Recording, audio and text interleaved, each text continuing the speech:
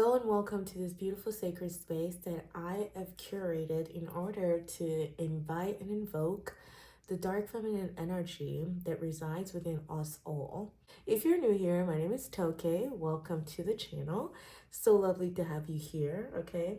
The purpose and the intention behind this reading today is to connect you to the archetypal energy of your inner dark feminine and to get some insight as to what she has to offer you right now. So, a little bit about the dark feminine energy. It is one that is gravely and vastly misunderstood in our society, which is and it's funny because I'm filming this on a new moon in Scorpio, and this reading is intuitively it's had me on chokehold because this needed to happen, basically, is what I've been getting intuitively. So I find that synchronicity interesting. And the dark feminine energy is one that is actually associated as well with the new moon. And when we're looking at the new moon, we're setting intentions, we're planting seeds, we're propagating, and we're praying, right? We're all praying. Whether or not you actively, write your intentions or you light a candle or something, it's all about your intention, right? So that's where the dark feminine resides, is in the dark moon, in the dark womb, where we're still creating, we're still figuring out what it is that we even want to put into this intentions, right? Before it roots. Judging from my own journey, this dark feminine energy is not one that, you know, it almost feels to me like it's an initiation and it's summoned. Something within you summons this dark feminine energy where she awakens and she seeks to transform the ish out of your life. And you're just like, wait, I didn't even know, that I could summon this kind of power within me, or that, this has been lying within me. And that's what it is. It's just this energy of some type of aggression, but that's also rooted in passionate anger. Dark feminine energy deals with transformation. It deals with rebellions as well, and it deals with reclaiming parts of ourselves that has been suppressed or deemed as a taboo within our society, which is why I'm working with the archetypal energy of the dark feminine. And these are the archetypes for each group that she is decided to bring forward. So you may be drawn to one or multiple piles here. So let me go ahead and introduce you guys to the piles. We have here the king, which is very interesting because when we're looking at dark feminine energy, like, this is what I say, listen. She comes when it's summoned, and when it's summoned, it's here, and it's big energy. But it's very interesting to me because also, do you guys notice that in all of these piles, you see the hand, hand, and hand. And it's like, okay, that was already just interesting to me. But listen, just get ready for this reading, okay? Hopefully you have your, your teas, something to make you feel comfortable. Get ready and get comfortable, okay? Because this reading is going to be juicy. I hope you're doing well wherever you are. Again, let me introduce you to the piles. We have here the king for my group number 1, and this is what he looks like. We have the king with the number 12 here. Okay, there looks like some seal right here in the palm of the hands, as well as a golden pearl. So you may be drawn to the colors of this picture or anything on this picture itself, okay? And then the crystal that goes along with that is the carnelian mushroom. And this is what that looks like.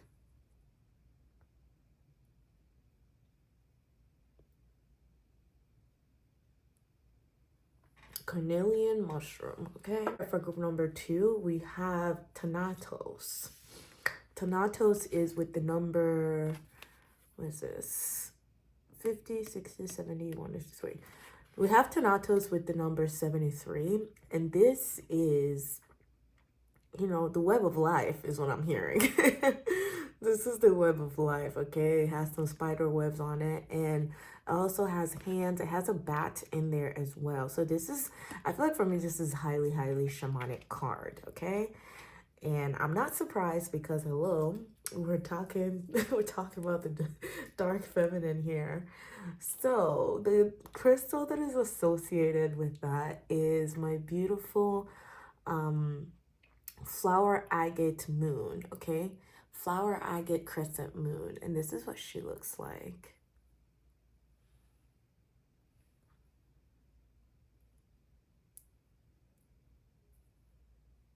Flower agate crescent moon, okay? My group number 3 is here. We have the desert. We have the desert, okay? This is another hand that's coming from, you know, practically dry lands. But yes, we have the desert, and this number here is the number 37. We have the number 37, okay? And as well as the beautiful rose quartz, the rainbow aura rose quartz. Rainbow aura rose quartz heart.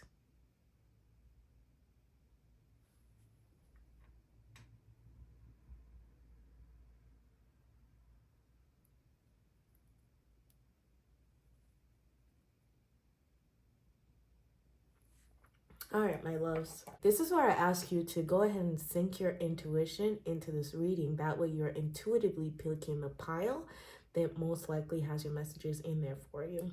And to help you further sync your energy into this reading, I will be offering a quick singing bowl session, cleansing session to, again, help us really align, center ourselves into this reading, into this energy, okay? If there's something in here that you do not resonate with, please do not feel obligated to take it with you. You can just throw it out the window because it doesn't serve you, okay? And yeah, without further ado, I'm gonna go ahead and start that. I would love for you to take a couple deep breaths, long deep breaths here, okay?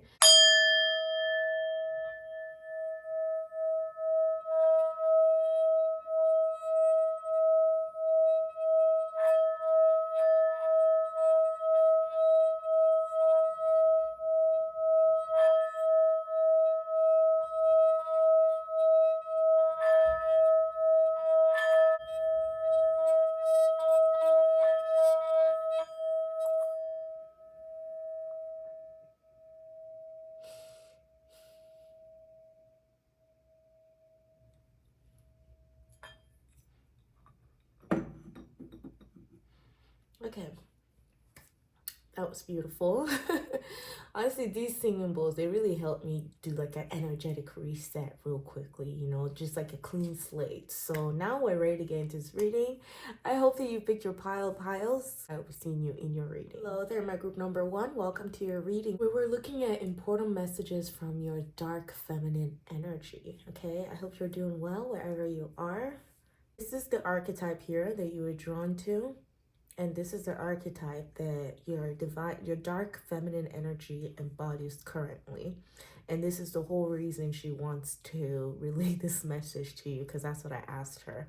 So, yes, we've started with that. And she's coming in as the king, which makes me realize that your dark feminine energy is one that is also very, very, very masculine. She's very action oriented.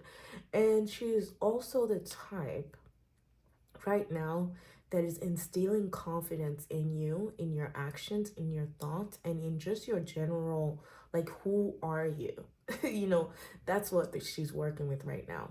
This here is going to be showing us the impact, okay? The external impact it will be making. And this here is showing us the intention that she wants you to have within yourself, because we're looking here at the Radiant Sun Oracle deck, right? So that sun energy, that, you know, outward energy, this is what this is. And this is kind of like a inner energy, if that makes sense. Because like I said, we're in the new moon of Scorpio, and when it comes to new moons, we're setting intentions with the moon. This is the intention that she wants you to set. This is what she wants you to know about what you guys are working with. And also here, Lady Isis Oracle deck reveals to us what the true focus of this is, right? So I hope that kind of makes sense. But don't worry. I don't want to start with confusing you. And you've also chosen the carnelian, which is very interesting here because it goes right along with the energy, that fiery energy, that passionate energy, that, you know, aggressive energy that the king has here, you know, with the, yeah, this, because this is just stamina all day. It feels like this is stamina. Okay, so here we have, okay, here we have Sun in Aries. It's so funny because this card has been coming out a lot recently. Like I've seen it one too many times in this week. But we have Sun in Aries with assertion here, working with you when it comes to asserting yourself, asserting, again, that sense of confidence, you really being like the number one here. Okay, Sun in Aries. So for you, it's very interesting for me because this is an energy that seeks to be seen. That's like a leadership energy that is really, really, really working to transform itself into becoming something, becoming a leader. This is like, I'm getting the vibe that you're also turning a lot of pain, a lot of things, a lot of, you know, doubts, fears, and all these things. You're turning them into your power. You're looking at them and you're like, okay, just as this hand is saying, you know what, boundary, step back, you're in essence creating these boundaries to send away energies that doesn't belong to you anymore, or that just doesn't work for your highest good.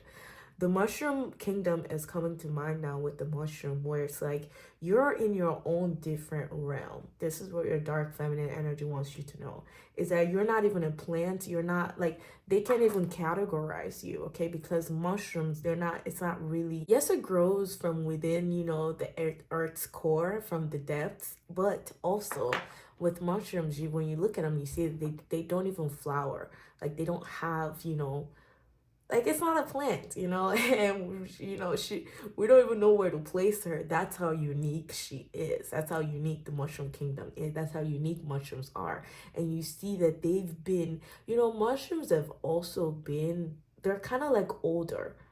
They're like these elders, you know. They're like this knowing, can I even say all knowing? Maybe, maybe not, but you know, indulge me here. They're this highly evolved species, if you will, that, you know, even the way that they work together underneath, they have this, you know, secret, this network underground that they're rooted in, right? They have this network underground that they're very community-esque too. Mushrooms are very community-esque, where it's like one, you know, when a mushroom is about to open itself up, or when it's reaching that final bloom, if you will, where it opens the cap, what happens is the spores spread. When the spores spread, it propagates, if you will, like it helps, like it propagates itself, it seeds itself so that it can keep growing. So it's just this beautiful multiplication of energy. So I'm getting, this is interesting to me. This is very interesting, okay? Because with the mushroom there, I feel like the message, and then here we have the number 12. The number 12 is the number of all the zodiac signs, and it's the number of the house of Pisces, right? And when it comes to Pisces, Pisces is our undoing, right? That's where we get the chance to be able to, like, you know, release ourselves from the things that we've attached ourselves to, so that we can go into a state of flow as well. And there's a lot of multiplication that will be happening, where it's like every seed that you're planting, my group number one, every seed that you're planting is so cautiously and meticulously planted that it propagates the rest of everything. It's like I'm seeing here a domino, you know, the domino falling. It's like you did the one thing and then you're doing another, like, and it just spreads. Everything just keeps spreading. And it's this beautiful light burst of energy, because that's what we're seeing here. Like, this is because of your own willpower. So your dark feminine energy is working with you now on your willpower, on really being like, even if they don't give you a sit at the table, fight for yourself, fight for that seat. Pull the seat out and sit down there, because you know that you're meant to be there. And you know that even though you're so unique and your energy cannot be replicated, that's the more reason why you should stand out. You should not even want to seek to fit in at all, because your energy is the one that stands out. This is why you're asserting yourself more and more, especially in society. Aries deals with personality. So this is like you're rebranding yourself, or you're recognizing yourself now as someone who is a leader, someone who can make and build a beautiful community that is rooted in confidence, that is rooted in authenticity, that is rooted in love and in light, no matter how cliche that sounds. Okay, so this is the intention that she's setting with you, and the intention is that this is your new moon in Scorpio intention. You don't have to take it, obviously, but the dark feminine energy, this is her intention for you now. And it's the end of a tough cycle approaches full moon in Capricorn. This feels to me about work. This feels to me about a career, like what you're building, right? Well, like what you're even offering service wise to, your immediate society, your immediate community. Because here, the end of a tough cycle approaches. That's also like another focus that she's helping you. Okay, yes, my group number one, this is indeed about confidence for you, because look at it. We're talking about the new moon, but yours says full moon. So it's like you really being in the culmination of something here. There's something that is really culminating here and is showing us that the end of its health cycle approaches. So we will get into that. We will see which cycle this is. I think that should be our focus too. Okay. And then here in the Lady Isis Oracle deck, we have initiation, spiritual testing of Ra and Lady Isis. And who is Ra? Okay. There's a lot of sun energy here. That's true.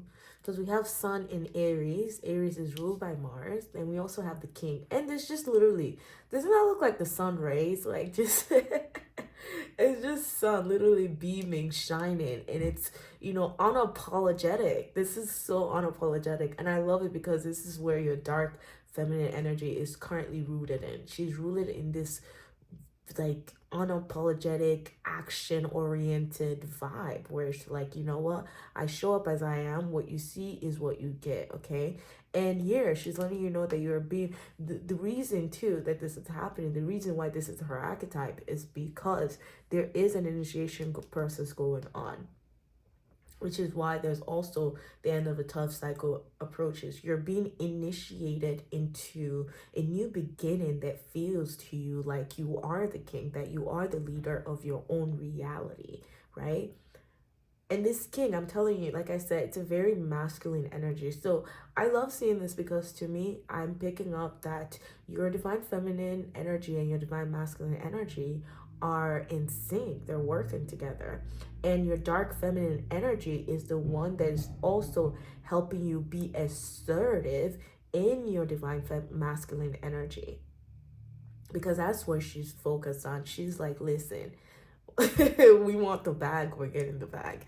I don't know why the bag came to my head, but yeah, it's just like I see you making moves. That's what she like. She sees you making moves. She sees you being assertive. She sees you like, it's just, this is all about your mind. This is about calling your power, claiming your power. And I know because it's like that's what the dark feminine energy helps us do anyway. But like this right here is just like how synchronistic can it be? Because this is literally the energy of the dark feminine is one where it's like, no, I'm not dainty. Life doesn't just happen to me. I can make life happen too. I can make things go in my favor as well, by cutting through the illusions, by, creating habits that helps me get to where I need to get to. Because let's be honest, right? Because I want to be honest with myself, and I see myself as the king. I see myself as the leader. So I'm going to lead. And your dark feminine energy is so courageous. It's a very, very, very courageous energy. When I picked up the carnelian, I saw the Egyptian goddess Sekhmet, and this feels like the energy of Sekhmet to me. And Sekhmet is okay, that makes sense now. Like, Sekhmet is literally called the wrath of Ra because her one thing, her sole purpose is to come and destroy all the enemies of Ra. And Ra is such a light being. It's sun energy. It shines, it's about truth and it's about illumination. So anything that seeks to block that, which is darkness, what's her name? Sekhmet comes to purify that, if you will, to like kill all the things that, just seeks to put you in the dark. So much so that she almost gets lost. She almost gets lost in that vengeful energy, to where they had to give her wine. They had to trick her to drink wine because she thought she was drinking blood, because they couldn't calm her down. Like, once that energy was set off within Sekhmet, Ra couldn't even calm her down anymore. And think about it, he was the one who even summoned her to go do this, and he couldn't even stop her at that point. So they had to like make blood look like wine so she can drink it. So then she drank it, and she came back to her playful self as Bastet, the black joyful cat, the lucky cat. So that's very interesting to me. Ra, like all these big energies, Lady Isis, they're around you right now. Like, they're working with your dark feminine energy. You're stepping into a very, very, very different phase of your life, my group number 1. I told you here with the number 12, right? That's the end. We literally even have the end of a tough cycle approaches, yes. But also, Pisces is the last of the zodiac sign. So that's the end. That's the culmination here that we're talking about. And we're looking at the full moon. So something definitely is closing out for you to be initiated deeper into, I feel like, this dark feminine energy where, again, she is very assertive. So let's go ahead and tap into your tarot. Let's see. Let's go ahead and tap into your tarot, and let's see here, how you're being assertive. And also, we want to see what the end of this tough cycle is about. So, and yes, where your dark feminine is focused on. Please, my group number 1s.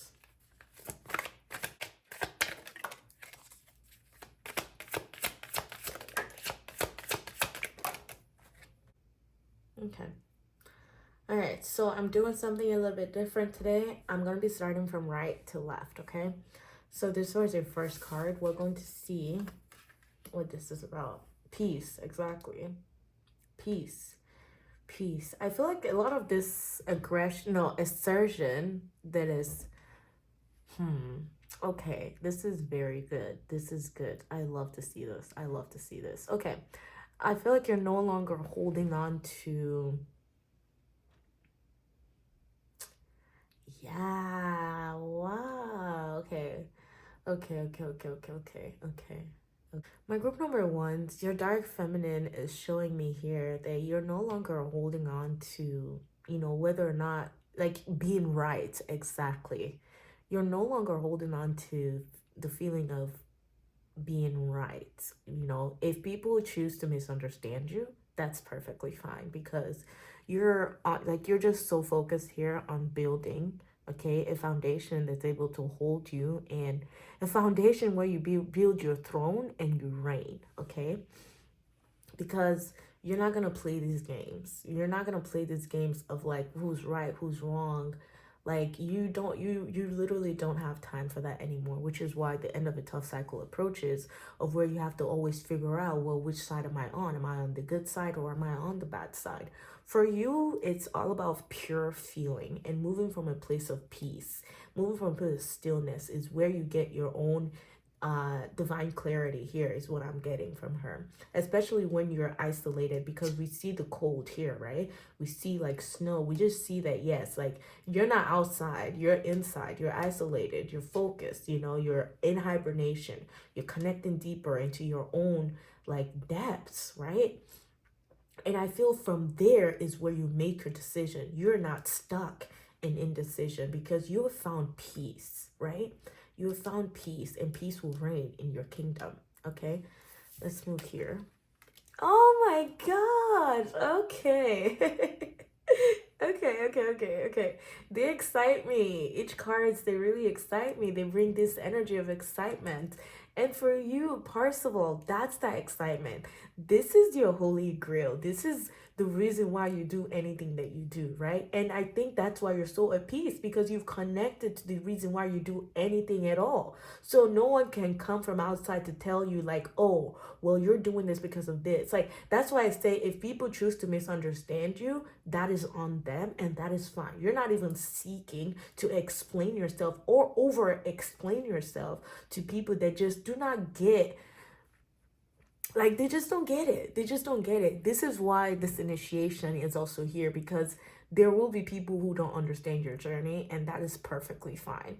It's because also you're being initiated, you've been kind of chosen, you've literally been chosen. I'm not even gonna lie, because now that I'm even seeing Percival is someone who just really has a pure devoted heart, a pure devoted heart, because this person, Prince of Cups, this is the Knight of Cups here, and the Knight of Cups literally hops on his horse because he seeks to just, devote himself to like people, to the people that he loves, to just, and also like he feels to me like a messenger of God that is just promoting peace. For him, that's his holy grail. It's bringing messages of peace, messages of love, because it's even cups too. And when it comes to cups, that's emotions. You're really feeling good about yourself, because also Prince of Cups is someone who's a charmer. He's charismatic. People love him because they just feel very, very good around him, So again, I can see why he doesn't care about what's going on, like about how people perceive him, in the sense of, him wanting to then over explain why he does what he does. Like, because the thing is, in this life, in this world, whether or not you're doing something that you innately feel like you're meant to do, and that this thing is rooted in truth, in goodness, in oneness, in source energy, in God's energy, and what God's vision is for you, some people will still think that you're like, some people will still see evil. They will look at you and they will think that you're like, because it just doesn't resonate with them, and that's perfectly fine. You're on different frequencies here. This is why initiation is here. Okay, initiation into higher mysteries, into deeper mysteries and higher frequency is what the Lady Isis and Ra is working with you. This is, oh my god, this is juicy. I love this, because when we even look at it, this says Son of Cups in the north. This is about following your north node. This is about following your north node, following your truth, following your north star. Okay, I meant to say north star, but north node came on. And if you know where your north node is, that's where your divine dark feminine energy, that's where she's really working with right now, is your north node. We've been talking about the sun the whole time, and here she goes. Have I not been saying sun, sun, sun, fire, fire, fire energy? And here it is. Here it is. This is the sun, like pure sun just shining through, because this also is giving illumination. This also is giving fire, truth, illumination, light, purifying, cleansing away this tough cycle. Cleansing away so that you can have a new slate. Cleanse in a way so that you can, so that you're, oh my god, the inner child is also coming up here. With joy here, I feel like, or did I say joy? No, with the sun here, I feel like you're really connecting again to joy, to peace, and to simplicity, right? Because this is where you're dwelling now. Again, this is the kingdom that you have built, that your dark feminine energy is coming up to say, listen, this is what we're building. This is the throne that we're building, and we're going to sit on this throne. It's going to be rooted, it's going to be cemented, it's going to be immovable, okay? Because this is where we reside, this is where we dwell. And if you want to hang out with me, you can come up here into joy to hang out with me. It's basically what the sun is saying, because there's a lot of energy here, okay? There's a lot of energy, and you're feeling like there's just this excitement and this optimism and this rational approach, and like I said, confidence that is brimming within the sun here. And I'm also getting here, oh my god, this is so beautiful. I just love the sun, okay? Because also, I don't know if you can see it, but the sun looks here like a labyrinth, there's like little spirals. So I really feel like you've been moving from this external area, and you're going deeper to the core here into what what does life mean to you, right? And moving from that place, because you're done with the games, you're done with just, yeah, being disconnected from the core here. That's what the initiation is about. The initiation is about moving you from here, from this external reality, into a more deeper mysteries, it feels like to me. And this mysteries is about life. It's about finding the joys, the pleasures in life, and really sitting there, like simplicity. Exactly. Like, you know, it's life can be so simple, basically, is what the sun is saying. And the sun is telling you to, it's the sun here is reaffirming and confirming the connection to your inner child here, because you know it really feels, because you know when you're the child and you have your parents, you know that there's no problems, right? Because all your problems are melted. This is how it really feels, because you have found something. You have found something. You have found something. You found something. I really think you found your strength. With the mushroom here, it really feels to me that you found your strength, the strength to keep moving on in places where you feel misunderstood, even. Like really letting your nervous system just be at peace. This is what your dark feminine is helping you work with. Sorry, I moved the camera. My bad, my bad, my bad. Oh, this is too good, you guys. This is too juicy. This is so juicy. There's so much victory, victorious. Can you imagine? Look at where we started from. I knew you weren't playing. Okay, my group number ones. I love it. I love it. I love it. I love it.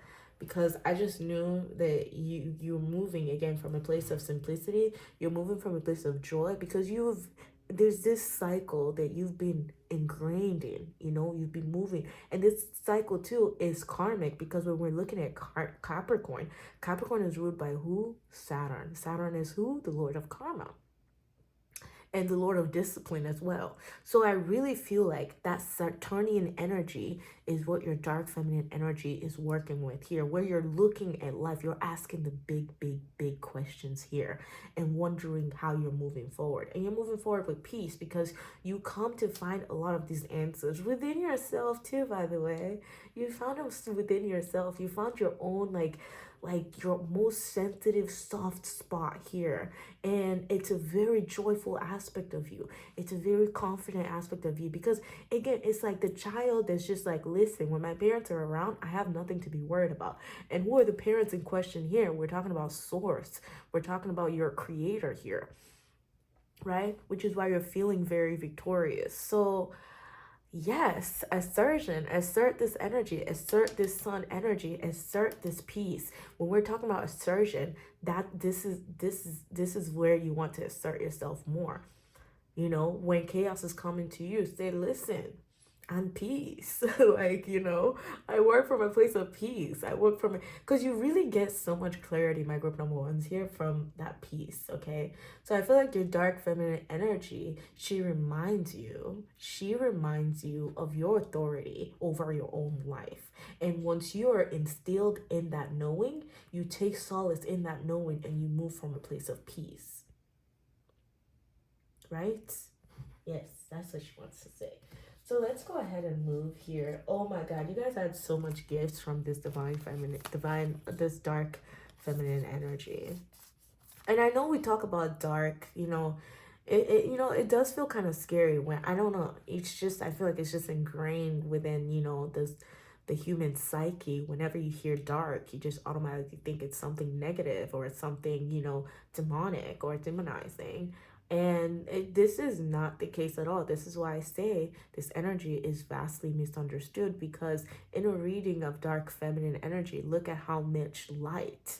Look at how much light. And that light is blasting through, just like the sun would blast through the clouds and clear all that fogginess, right? All that mental fog. And this is really what this is saying here. And I love it. Like, I'm thankful that to be doing this, to be dedicated to, this. Okay. So I asked her, I said, if my group number ones wanted to invoke their dark feminine energy, what spell cards wants to come out for that? And guess what came out? 3 flew out. Like they flew out connected to each other. So I followed suit, okay? And then here we have more cards for you. And this is from the Starseed Oracle deck. And this one here also is what you will achieve with your, like what she's helping you achieve, what she's helping you ascertain, okay?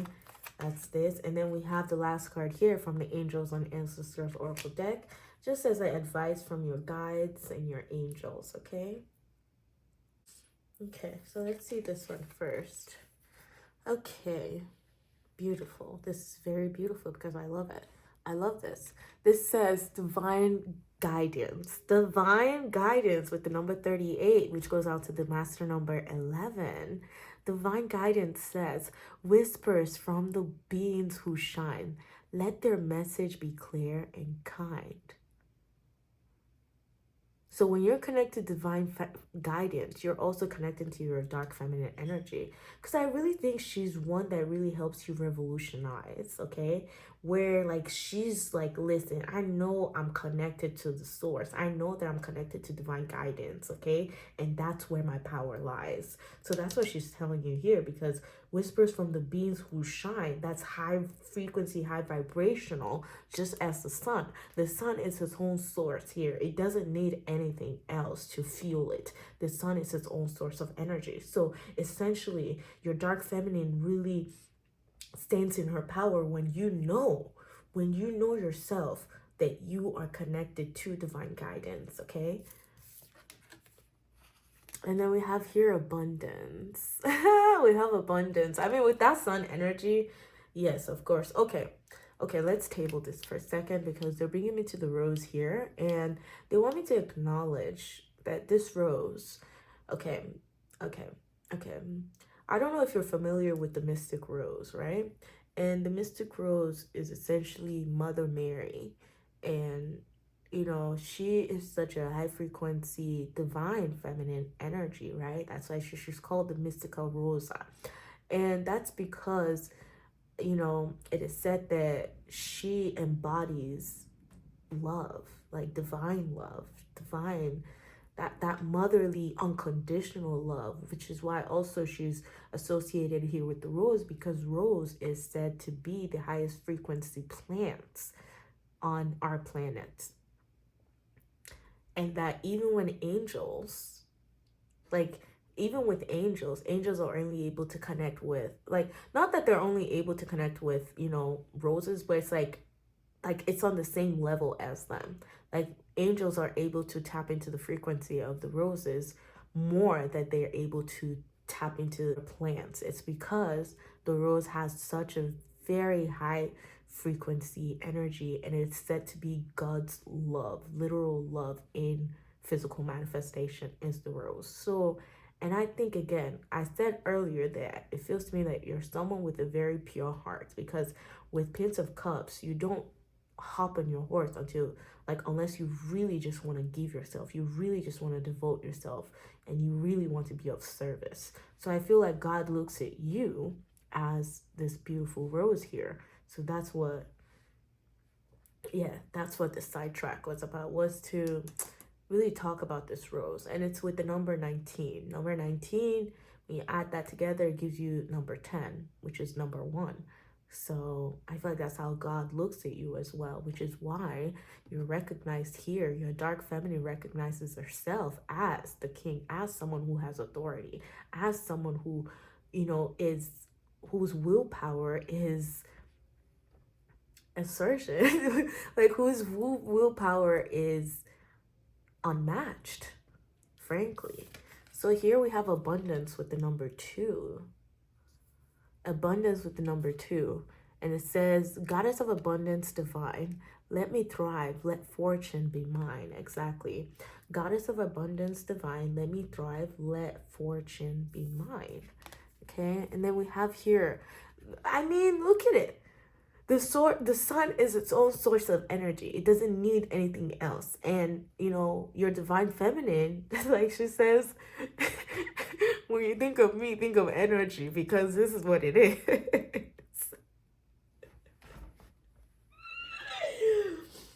Like, I love this divine feminine energy. I love yours because it's asking for things, and it's almost like demanding to be respected. It's almost demanding to be respected because, it's like it feels overlooked. It feels overlooked. It feels misunderstood, especially here within the Two of Swords. It feels misunderstood. Like its perspection, no, its perception, its perspective feels misunderstood because she sees things that you just see things very, very differently. My group number ones. I said that you're a very, very unique perspective. You're a very unique perspective, very masculine, feminine energy. It's very interesting to me, and I love it because there's so much balance there. You're not letting people just walk all over you, and you're not also seeking for people to understand you because you're just like, listen, I'm in my own bubble here, okay? And you can't mess with what I got going on here, basically. And it says here, energy with the number 13, which is a number of, yes, like, oh, with the number 13. Number 13 is actually also associated to that dark feminine energy. And correct me if I'm wrong in the comments here. But energy here says, a light inside my fire divine. Energy feel me, make me shine. Energy fill me and make me shine. I light inside my fire divine. Energy fill me, make me shine. Wow, that's very big. That's very big. Like your dark feminine here is saying that you are meant to shine and you are going to shine. But like, do you know that about yourself? Is that where you're rooted in? Because at that point, let's go. Let's hop on this horse and let's keep sharing. Let's keep radiating that love. Let's keep radiating that light. Because we have, again, there's just this sense of authority that they're wanting you to grasp and hold on to and know about yourself, that you are a leader. And you will lead. What does a leader do? A leader leads. You will lead this kingdom. Okay? All right. So here, what do we have here? Okay. We have here, falling to my arms. Advice from the stars to the oracle says, surrender, holding opposites, extremes of life. Exactly. Falling to my arms, surrender, holding opposite extremes of life. And these cards too, they're meant to show you what are you still holding on to, right? So I feel like that's the question that your dark feminine energy is asking you. Like, what are you still holding on to? Because it feels like you're trying to, like, you would just be ripped apart. Oh, Two of Swords. That's what she's saying. That's why that was the first card. Because again, we're saying you don't even care to over-explain yourself to people about the decisions that you make for your own highest good. Because guess what? They will still misunderstand it. So that's not your job. Your job, oh, that's very funny. She's bringing something to my mind. It is not my job to be liked and understood. It is my job to further deepen my own connection with myself and to share that so that other people can then do the same for themselves, right? Like, I don't care to be liked here. I just care about expressing myself. And if you are inspired by the way that I express myself, then I've won. Prince of Cups, then I'm happy, I'm victorious. Because you're really working on very, very unique level here, and that's what your dark feminine energy wants to say to you. It's that you're meant to stand in your authenticity here, okay? Because you're building something that needs your assertion, that needs that authentic energy, that needs you to be courageous and fearless and brave, to expressing yourself, to shining. Oh God, to shining. This is very good because also if you need help, if all of this that I'm saying, if it's not resonating with you, you might be called to hear carnelian, that carnelian, that fire energy to help you solidify here your solar plexus chakra, okay, for help you bring your solar plexus into balance, right, where you're asserting your own willpower here. Okay, this energy is meant to show you what you accomplish with this dark feminine energy, right? So here we are. Look at oh my God, this is such a beautiful card. This is so beautiful. We have here the Arcturian. We have the Arcturian light codes. We have the Arcturian light codes, okay? So which means that I feel like this energy too may be rooted in some Arcturian DNA or Arcturian light codes and your own crystalline DNA, okay? So that would be very interesting for you to dive into. I can't wait for you to, okay? And come back and tell me. Come back and tell me in the comments how it's going. Evolutionary downloads, recalling power of future thinking. Exactly. There's a new dawn here because when we're looking at the sun, this is again, the fog has cleared. You know, you're moving now from a place of peace. You're propagating seeds from a place of seeds. And it's from a place here too of this future thinking, this evolutionary downloads, recalling your power and future thinking. Imagine in a dark feminine reading, this is what it's about. It's about recalling your power, your own authority, and standing in your authenticity again. Oh, look at your last card. The message from your angels and ancestors is Shaolin Master. Be graceful in movement and in action. And here I'm noticing you know, remember how I keep telling you that I felt this balance of this divine masculine, divine feminine energy? This is that within the yin and the yang. Because if you look at this card, you can kind of see the yin and yang energy. You see the dragon here as well. That dragon that, oh my God, there's like big energies. Like, oh my God, there's like big support system, especially spiritual support system that you have, okay? Because I really feel like you're doing work here that is revolutionary, that is like a revolting or something like that. I keep seeing that word. I don't remember last time I used that word, but yes, there's just this not necessarily rebellious energy, but it's just a graceful, again, energy of moving from, it's just a graceful energy of assertion. Like it asserts itself through grace instead of anger, because this is not rooted in anger. Again, you're not angry about anything anymore because you see the light. It's the new dawn and you're just moving accordingly now, right? With power. And this is why she says, be graceful in movement and in action, okay? Be graceful in movement and in action. And then we see here the praying mantis. So okay, for you, it feels like there are some, you know, higher frequency beings, like the mantis beings. I don't know if you are aware of them, but listen, let's just go with it. I don't care. Anyway, you may be drawn to this. You may be drawn to the mantis because it's really making itself known to me, okay?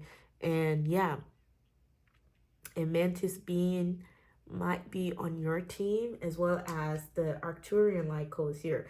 These are the high frequency otherworldly energies that are seeking to help you uncover these deep mysteries that your divine, your dark feminine energy has for you. So I'm being called real quickly. Let's do the tea leaf here. That was the last thing I was gonna do. Let's see what comes out. Let's split. Oh my God. Okay, let's go. Okay. Okay. Interesting.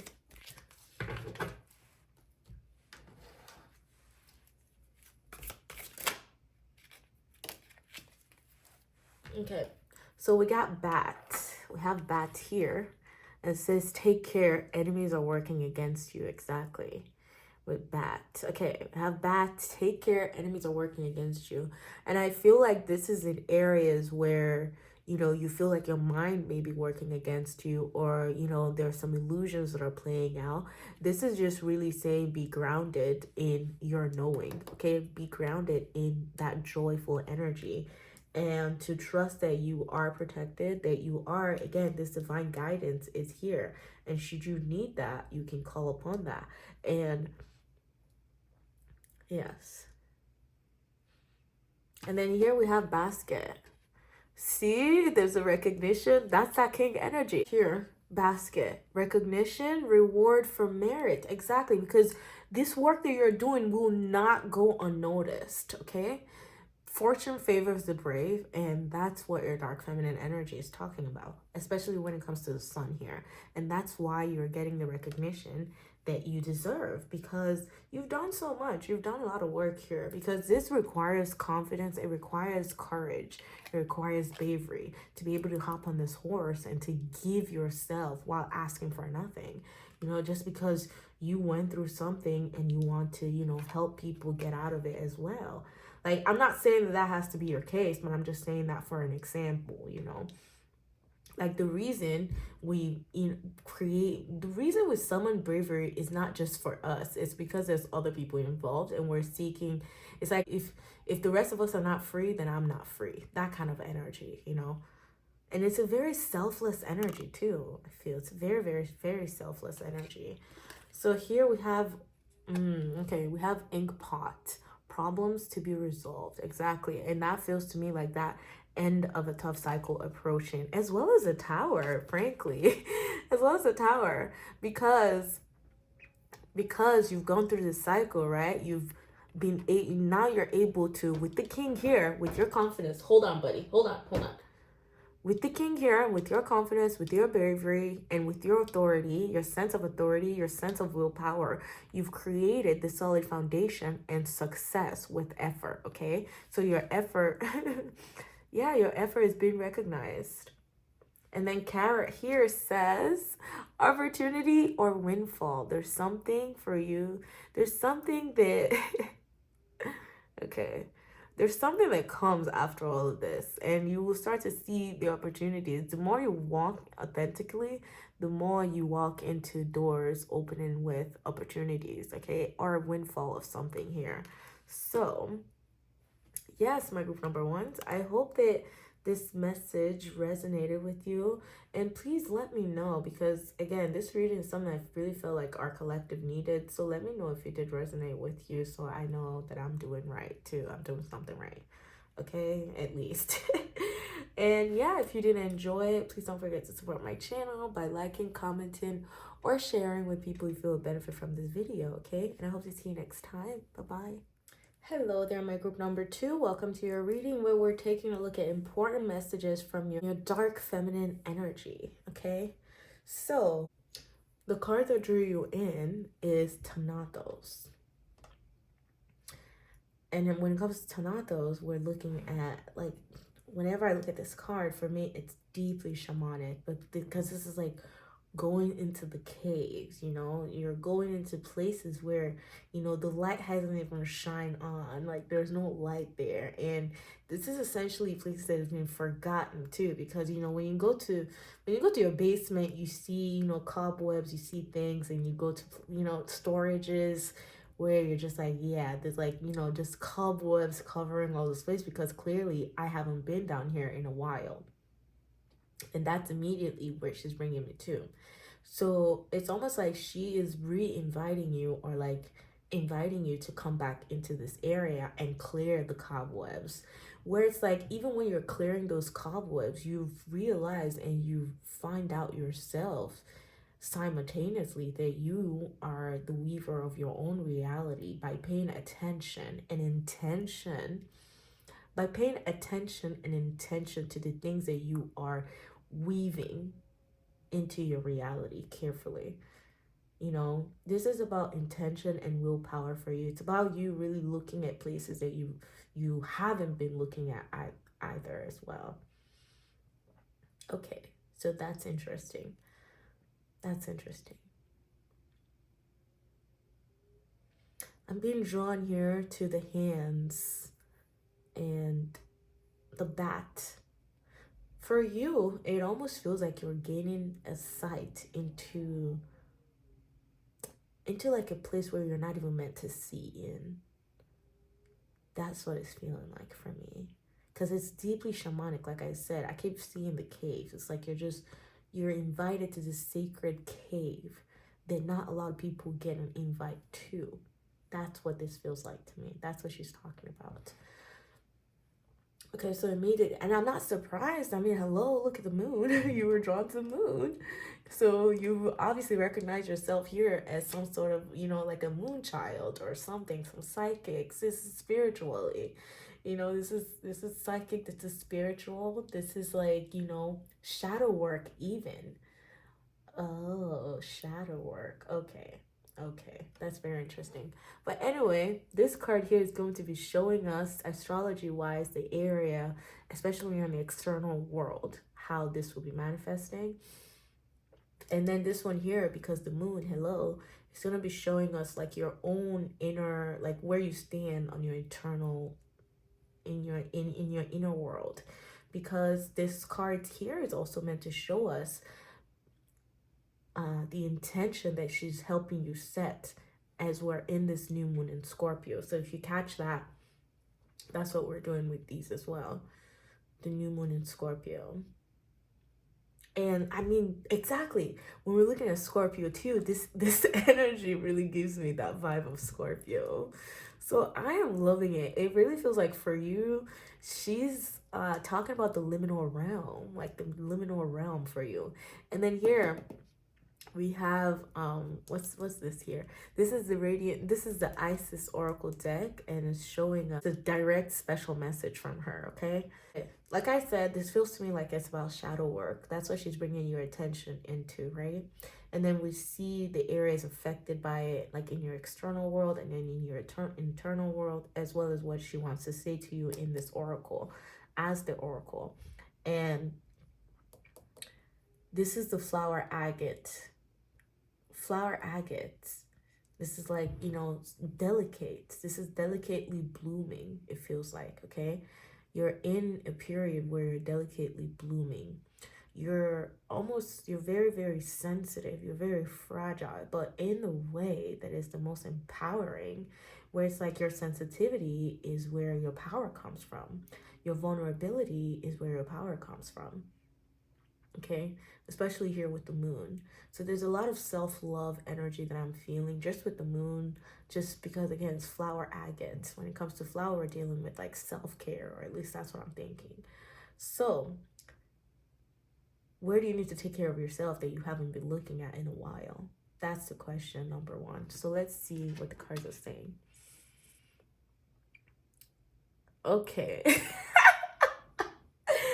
Okay, remember I was saying this really feels like, you know, you shut the door or something, you don't go in your basement, like you pull all, you just, you know, like this is a place where you don't really go at all. And this is where she's inviting you to. Your dark feminine is talking about your inheritance. Your inheritance and unlocking this inheritance through self-love, through self-empowerment, through self-care even. Because it's something you're meant to find. We're dealing here with Saturn and Scorpio, so she's been teaching you discipline about how to transform. Yeah, discipline in areas of your transformation, in areas of your evolution, right? Because here we have Saturn inheritance in Scorpio. And like I said, even with this energy, it really gives that Scorpio vibe. So for you, you're very, very, very aligned with this dark feminine energy. Very, very, very prominent. It's very potent energy. Okay. This is about power. This is about power. This is about abundance. This is about really feeling abundant in your own energy and that playing out too in your external reality. Because as you can see here, like you can, oh my God, it's like, okay, with this card, like you see the castle, you see the fortress, sort of. And then you see what's inside this fortress is this, you know, labyrinth. It's like this maze that you've had to really work through. So for me, this labyrinth is like illusions that you've really worked through to get to the core of who you truly are, so that you're able to build a fortress, not where, you know, enemies can just come in and break your walls or break your foundations or break your boundaries and just get in. No, you have this inherited knowing, an inherited power to be able to connect to your core here, where no one can steal anything that's yours, anything that you've inherited. Exactly. And this is like, you know, when I'm talking about inheritance, I'm talking about like, yes, with Scorpio, we're dealing with, yes, shared money, you know, hidden secrets in the family that you didn't even know about, you know, hidden power, some hidden psychic energy within your family that you never knew about. But it's like, that's where your dark feminine shines. That's where she resides. And that's where this is what she wants to talk about. So let's go. Oh my God. Look at this. Okay, I'm also hearing for you as above, so below. There is this bridge in the gap between the below and the above, and that integration of those energies. There's an integration of your higher self, your higher self, yes, and then you here and now. Like there's this energy where it's like your higher self wants to walk the earth itself. Like it doesn't even want.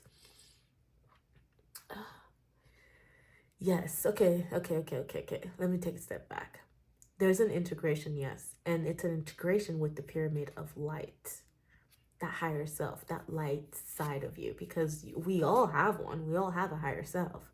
And that's the part that your own dark feminine energy is seeking to reconnect you to. Because again, there's been things, okay, that has been collecting cobwebs. There's like gifts that you have that you haven't even looked at, you haven't even delved into. It's so repressed, it's so suppressed that you forgot about it. You closed the door, you threw the key away. And it's like, you know, okay. Okay, we'll be talking about this. Step your vibration deeper into love. Step your vibration deeper into love. And this is the eye of Ra too. Or is it the eye of Horus? It's one of them. It's the eye of Ra. This is the eye of Ra. Yes. It's interesting because when we're dealing with Ra, Ra is coming up in the readings today. It's very interesting to me because it's a masculine energy, and I love it because it feels to me like it's protecting that dark feminine energy. Like it wants to bring light into that dark feminine energy and why we need to embrace it, why we need to work with it, so that we can break loose from these bondages that seeks to keep us repressed, right? So we're gonna look at the moon here and the intentions that your dark feminine energy wants you to set. Like that's where she wants you to sit in on the inside, okay? Because on the outside, a lot's gonna be revealed, a lot is gonna be unraveled here, and you're just gonna be watching it. Okay, we have here, step out of your comfort zone. Exactly. What is it that you've locked away you don't even want to look at? Because again, you've been very comfortable in your energy, and she's asking you to go open a door to something here. Open a door into deeper, yeah, exactly, deeper into love. Deeper into love. Where are the parts of you that you've deemed not worthy of love? Because that's where she's working with. Or where you have been taught to deem not worthy of love, because that's also coming in. Hello. Okay, interesting. And then here we have, nothing will come of the situation void of course moon. Exactly. Because what's the point? What is the point of deeming yourself unworthy of love? Maybe, like, if that's how you feel, not a lot of people are going to resonate with it, but there's something here that is not going to work anymore, frankly, and nothing will come of that situation. Exactly. Like nothing will come of you not shining as brightly as this light, because what's the point? There's nothing enlightened about dimming your own light so that like why? There's nothing enlightened about that. But this is what she wants to talk about, is there parts of you that are hidden. This is very, very scorpionic, you guys, which is why she's saying step out of your comfort zone. North Node. North Node. This is going to be very influential on your future as well. Like whatever decisions that you're making from here on out directly affect what your future would look like.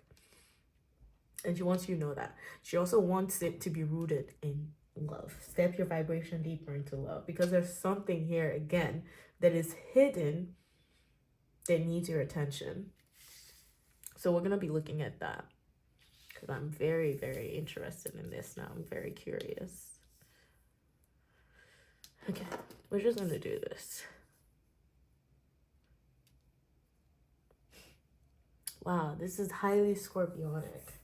Scorpionic energy, Scorpio. Okay, some of you here might be Scorpio, or you may have your North Node in Scorpio as well. You may have your North Node in Scorpio. So, oh God, look at this. I haven't even formulated the question. And hello, we have, okay. All right, give me a second, guys. Okay, give me a second.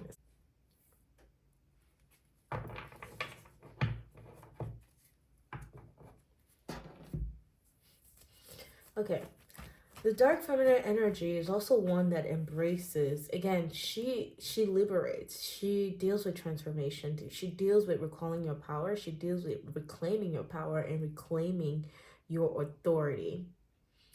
Which is why it's like when when the dark feminine energy, when it manifests in our society, it's not embraced because people think, oh, it's so masculine, right? And people think that, you know, the feminine energy should just be soft, should just be passive, should just be receptive and all of this, right? But this dark feminine energy is coming to remind you, okay, that yes, while the feminine energy is soft, it's also very, very rooted in strength. It's also very rooted in ferociousness and ferocity, which is where the emperor comes to play, which is where that dark, that masculine energy comes to play. So I am loving this readings because for me as well, I wanted to really understand this energy. And again, it just keeps showing us here that, hey, I'm soft, but I can also F shit up. Like, I'm soft, but also I have the resilience. I have the strength.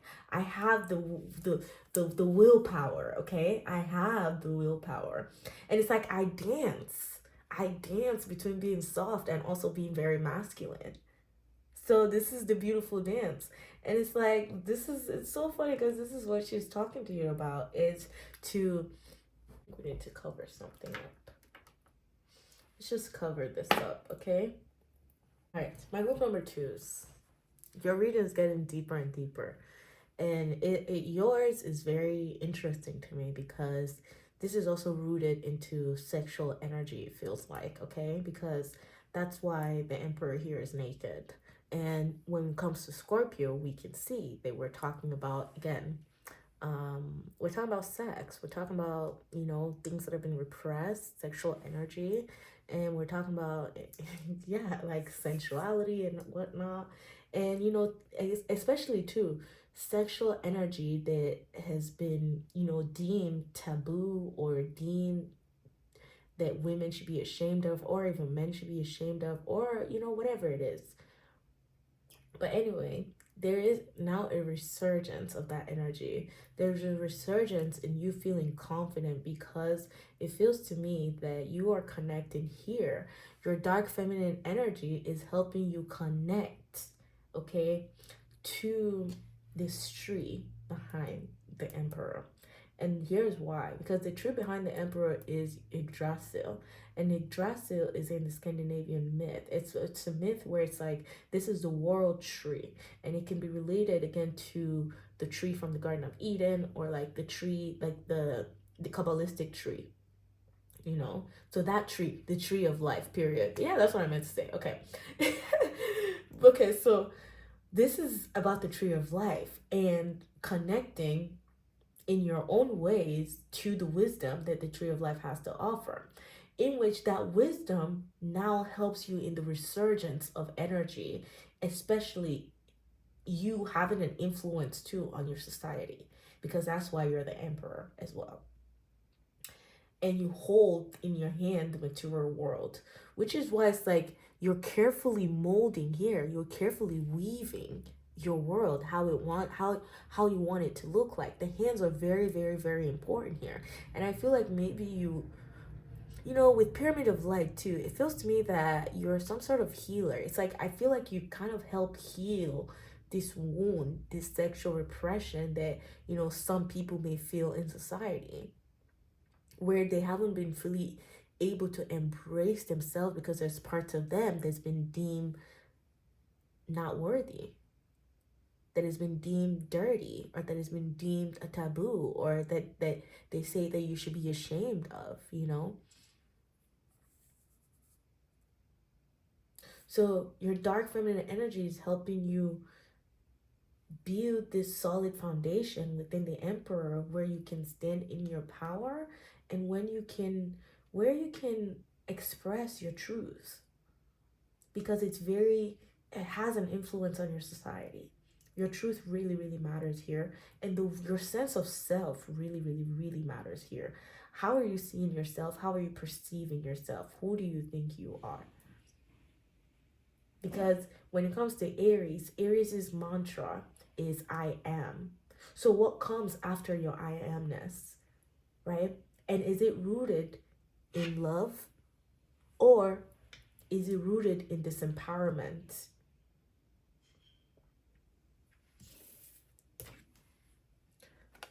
Okay. We have here Daughter of Swords in the South. Daughter of Swords. This is the Page of Swords, right? This is Page of Swords, and look at her mother here, the mother Isis and Hathor. We have Isis and Hathor. They're showing up here, and look at the serpent as well too. See, so it's that serpent energy, that wisdom that I feel like you're really connecting with now. You're connecting with a deep divine feminine wisdom, and this is what your dark feminine energy is awakening you to. It's reconnecting you to that. It's that divine wisdom that the woman holds, that the feminine holds. This is crone energy. I'm getting the crone from this reading, from my group number 2. And you're stepping into a crone phase, because that's why you're being asked here to really step out of your comfort zone. You're going to be learning a lot of things. I feel like Spirit is going to be bombarding you kind of with information through your crown chakra. I feel like everywhere you look, okay, left, right, front, center, there's something that just keeps calling you to dig deeper, to look deeper, to understand, and deeper wisdom here, okay? Because Daughter of Swords in the South, when we're looking at South, we're looking at past, right?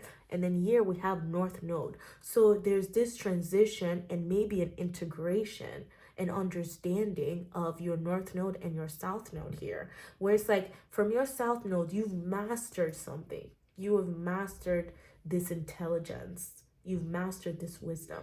I wonder where your South Node is. I wonder if it's in like a Gemini or Libra or something.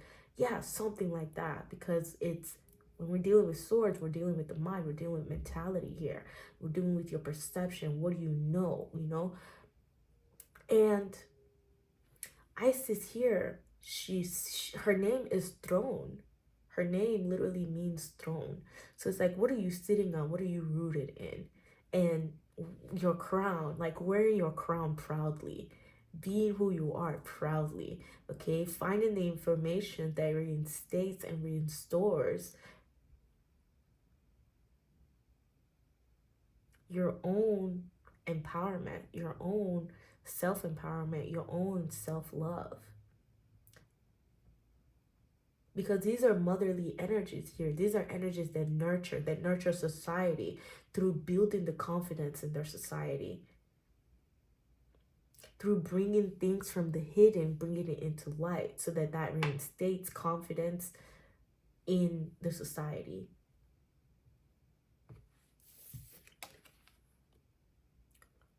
There's no way.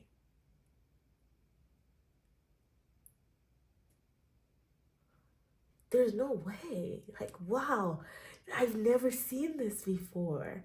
This has never, never, never, ever, ever, ever happened. You guys, we have the divine counterpart here, Osiris and Isis. Oh, wow, we have Osiris and we have Isis. I have to take a moment, because the energies that I'm feeling are like, it's almost like, it's so huge. It's very, very, very huge. This is like divine intervention. This is like divine counterparts. This is like divine connections. This is like God himself ordained you to do this job, or like whatever it is that you're going to be doing, because you're finding some real ass information here. Okay, like, excuse my language, excuse my French, but we're about to get real here.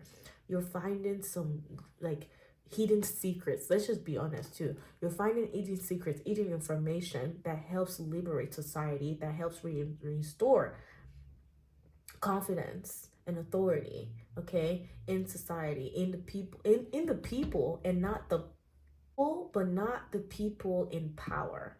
It's like you're just helping, you're helping people, you're helping the underdog. It also feels like you're helping the underdog, you're helping people who have been left behind, people who have been forgotten, people who feel like they are lost and they have no one to turn to. It's like you somehow, some way, and I think maybe again you felt this within yourself, you've rejected a part of yourself, that your dark feminine energy is seeking to heal, is seeking to balance through some information that you're going to be uncovering. Because within the Prince of Swords, so we have the Page of Swords, right? That's that new beginning or that new phase where you cross the bridge to being like, okay, I'm going to go in search of this information. So you're reading, you're studying, you're finding the information. The Prince of Swords, this is the one that hops on the horse and moves fast, very, very fast. This information you're sharing, should you decide, this information that you're finding, should you decide you want to share this, this will go very, very fast. It will go very fast, far and wide in the world, okay? Because that is what the Prince of Swords does. It's this energy that finds, the information and seeks to break people again out of bondage. So it hops on the horse with his sword and it's charging into war because it hates oppression, okay? So especially people that have been oppressed, I feel like you're helping them get out of this mentality of remaining oppressed, or like feeling like they can't reclaim their power, or feeling like they're helpless. So you got work to do. So you got work to do, okay? Three of Stones, work. Just plain blank period, okay? Okay. They're saying here, you've summoned your power has come back to you. This is the way that we started this reading, my group number 2 is, I need you to know that this power has resurfaced. It's not something you're still waiting for. This is something that is here right now, that you're tapping into right now. And because you have this strength and this willpower, this wherewithal to go look for this information, and you seek this information with honor and with integrity, and you seek to provide and share this information with your society, because you know that you have that influence on your society. You know there's work to be done to reinstate balance, to free people from bondages, especially when it's like things, in the society that people in authority has deemed to be taboo or shameful, because they lack the understanding of something, because they lack the understanding of the energy that they're working with. So this dark feminine energy of yours, it's essentially recognizes its own power, and it seeks to awaken everybody to their own power by doing shadow work, by really looking at the chains that are holding you down, that are burdening your soul, and say, I free myself. Because hello,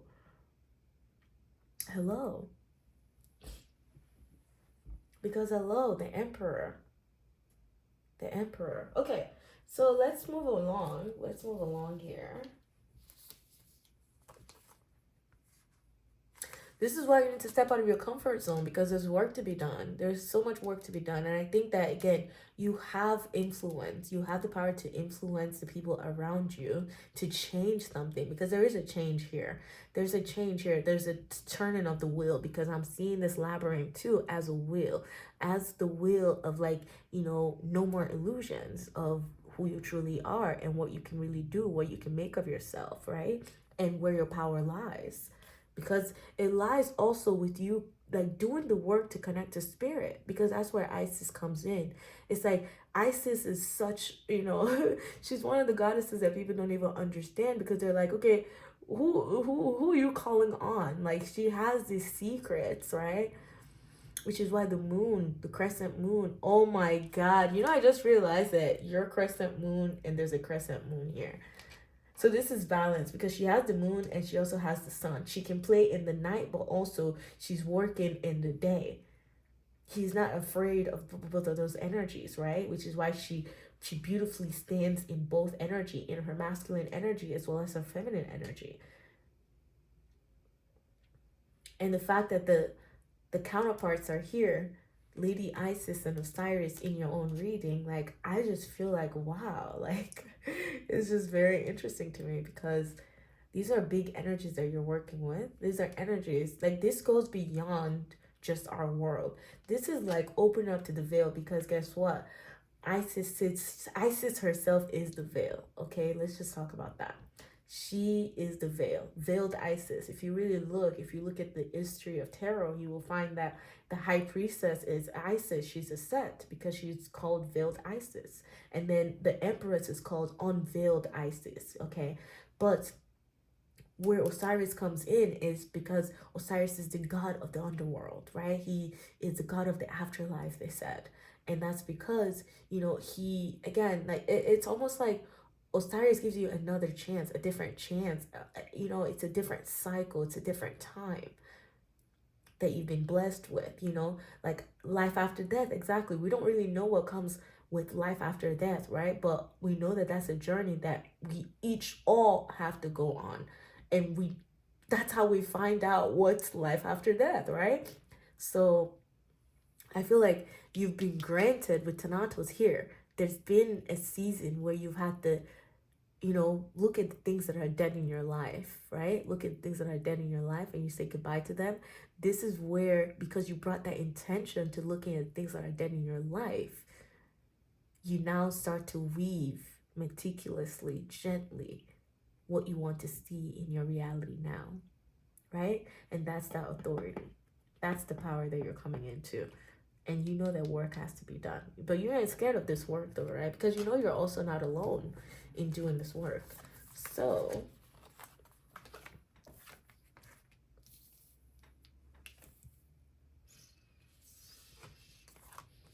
yeah, a lot of cards wanted to come out for you today. Oh yeah, you're my pile that had a lot of cards. Like they were just literally flying out.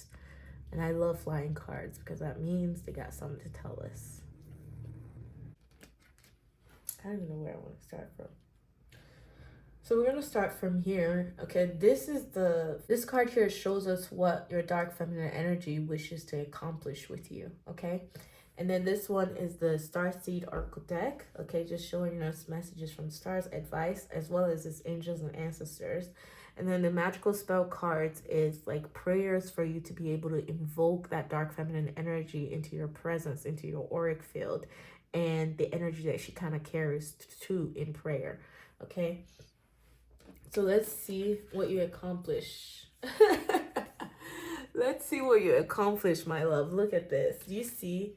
I'm telling you, this Isis and Osiris coming in, they know a lot.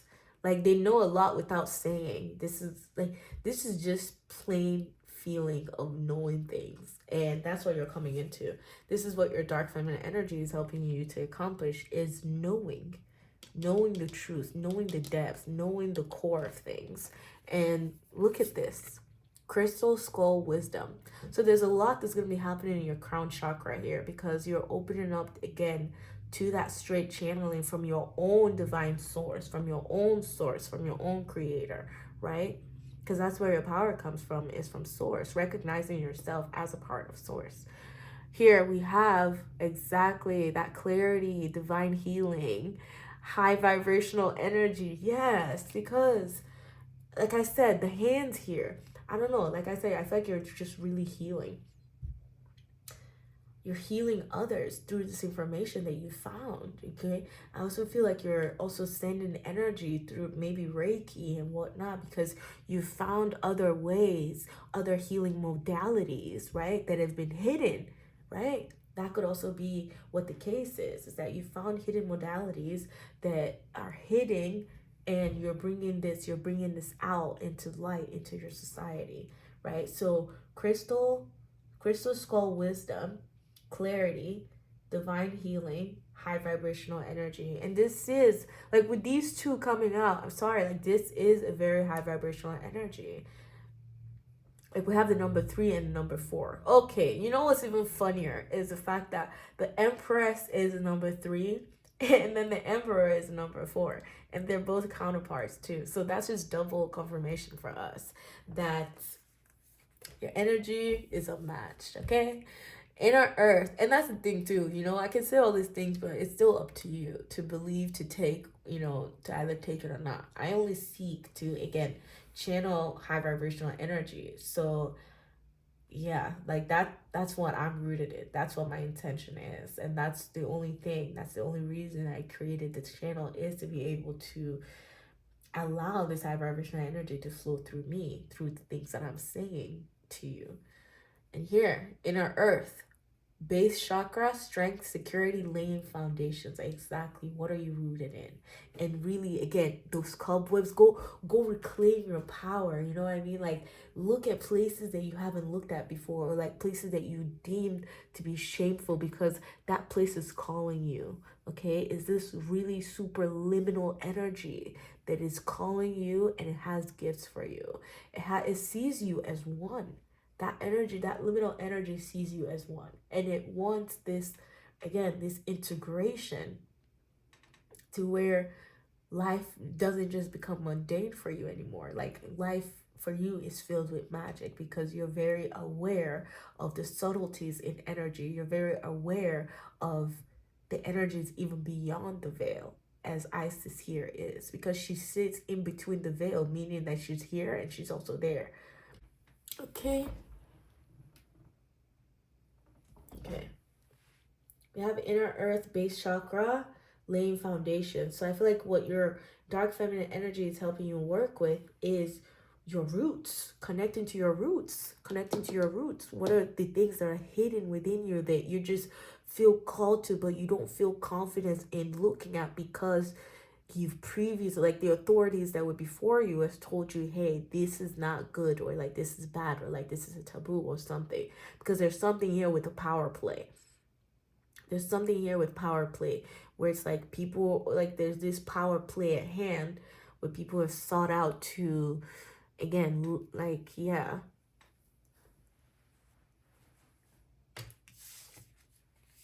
Oh my God, look at what the Starseed Architect said.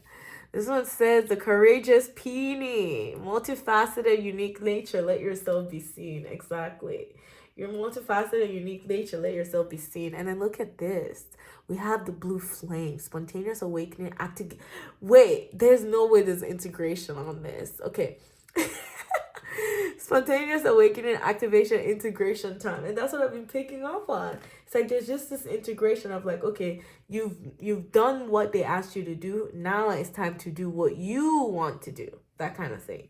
Like, what do you want to do? How do you want things to look like moving forward? Because again, there is this resurgence of energy, and it's rooted in illumination. It's rooted in like this clarity and this divine healing.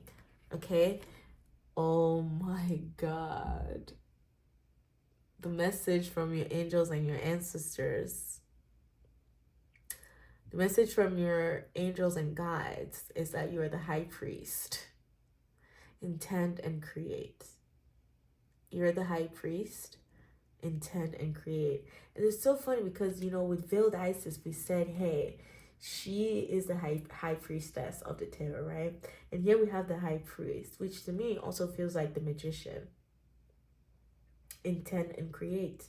What are your intentions? Set your intentions and create, because what's stopping you? Basically, is the question here. Nothing.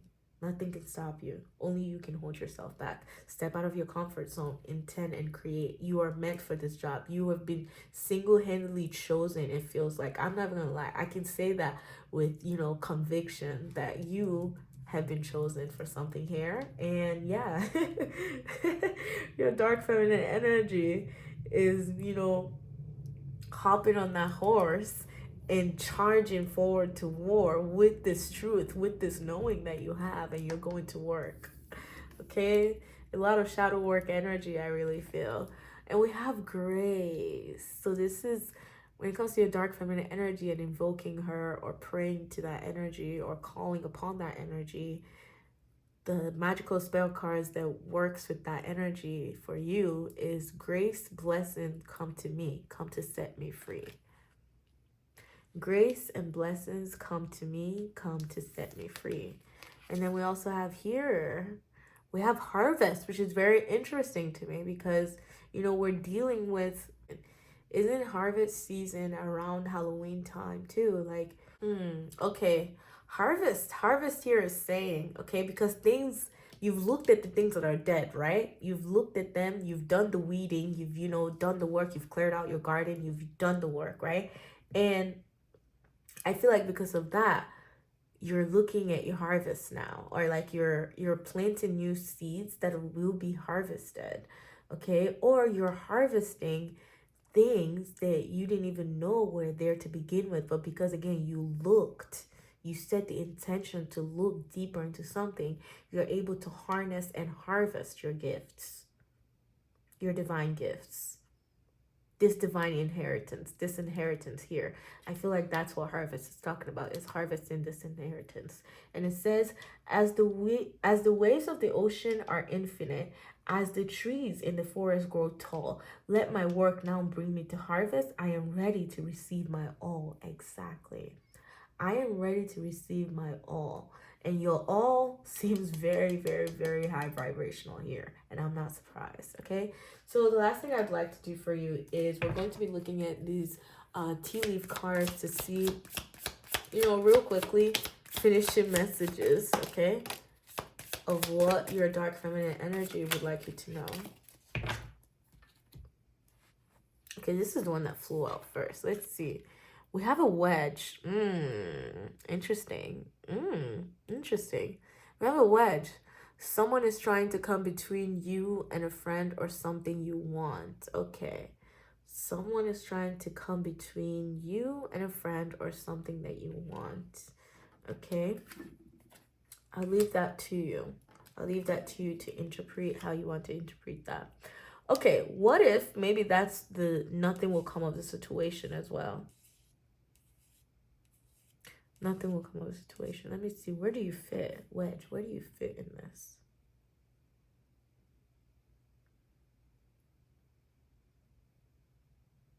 Someone is trying to come between you and a friend. So, or something that you want.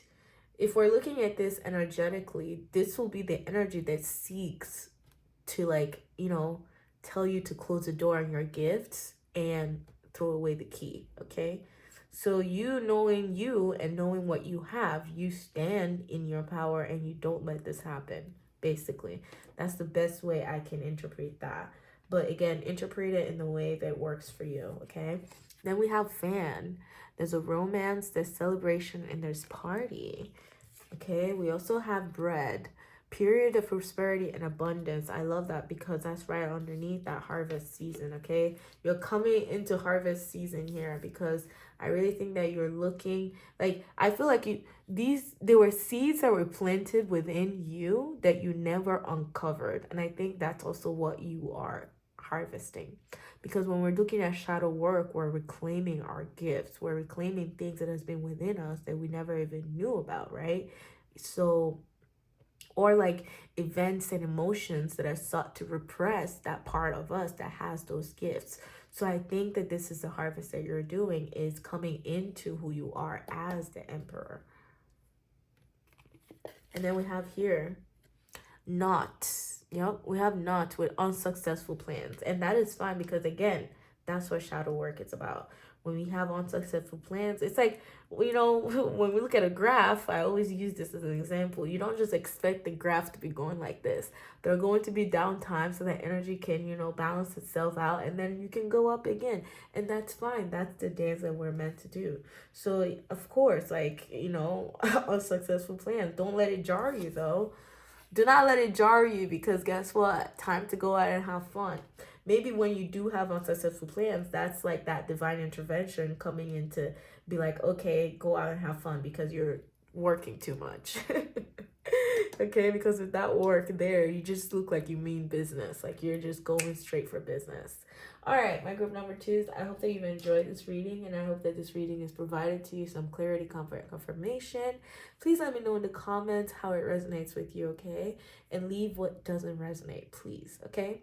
And yeah, I hope to see you next time. Bye-bye. Hello there, my group numbers three. Welcome to your reading where we're taking a look at an important message from your dark feminine energy, okay? The card that you were drawn to here is the desert with the number 37. And it's interesting because group number two had the number 73 and you had number 37. So it's like a mirrored energy. I just wanted to talk, put that out there. So you were drawn here to rose quartz, our beautiful rose quartz, the rainbow aura rose quartz. And anytime any crystal has like a rainbow aura or that, that sheen to it, it means that the energies is amplified. It's like doubled, right? So I feel like your dark feminine energy is, really harping on here self-love and, self-care, self-empowerment, and especially, yeah, with the rose quartz there, and just the feeling of unconditional love in whatever situation that you're in, even if it feels like you're displaced, or you feel like you don't belong where you're at, or if you feel like the rug has been pulled from underneath you or something. Still understanding and believing and knowing that you're rooted in unconditional love is what your dark feminine energy is helping you work with. Because when we look at the desert here, and even the desert, regardless of how dry this may seem, look at how much color it exudes. Look at how much color it is. Regardless of how, yeah, it kind of feels like, someone is either being pulled out from dry lands, from, this dry season, okay? Just this rough season when there's no water. There's like, I just feel like exactly the desert. It's like the sun has been shining, the sun is so hot, there's no water. There's just an energy of discomfort here because you've been on this long journey and you don't even see when the journey is going to end. Like, you don't feel like there's an end near in sight. Well, which is why your dark feminine is inviting you with the rose quartz here to message that your dark feminine energy is bringing you to is being rooted in unconditional love, no matter where you are, okay? No matter what your circumstances look like, no matter what your external reality looks like, taking this mental note of, listen, focus is on unconditional love, okay? There's something very sensual about this energy. There's something very soft about this energy. Because I'm also here drawn to the moon. And there's just this colors here. And the colors are reminding me of the reds of the root chakra, as well as the orange of the sacral chakra. And really being rooted in, feeling like you're safe in who you are. Like you feel safe. You're free of anxiety. You're free of anxiousness. And when it comes to your sacral chakra, you're very in tune to your own creative expression, how you want to express yourself in society, and how you even just carry yourself, how you allow yourself to flow, how you allow your emotions to flow, how you're unburdened by your emotions because you understand and you make space for them. You make space to feel your fears, you make space to feel your joy, you make space to even cry, okay? Because you are a being of, a lot of emotions, and they're gonna need to, they need their own floor kind of thing. That's what I'm getting. That's what your dark feminine energy is helping you understand, or that's the message that she wants to bring to you. So this Radiant Sun Oracle deck is showing us externally like the impact of the work that she's doing with you. And then this one is the intention, because we are in the new moon of Scorpio. I asked her for an intention that she wanted you to set. So this will be that. And then here we have the Lady Isis Oracle deck as a special message that she wants you to know also. Yes, as an area of focus too from the Oracle, okay? So let's see what the Radiant Sun has to say. Wait. Exactly. You're a being of like a lot of emotions. You feel a lot of things. You're eccentric, you know? You allow energy to flow through you because you understand that they need to be expressed.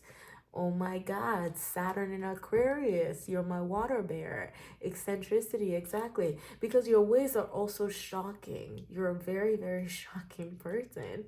And that's what your dark feminine energy wants you to be confident in. Actually, she likes this. She likes that you are, you know, you express yourself in however you see fit.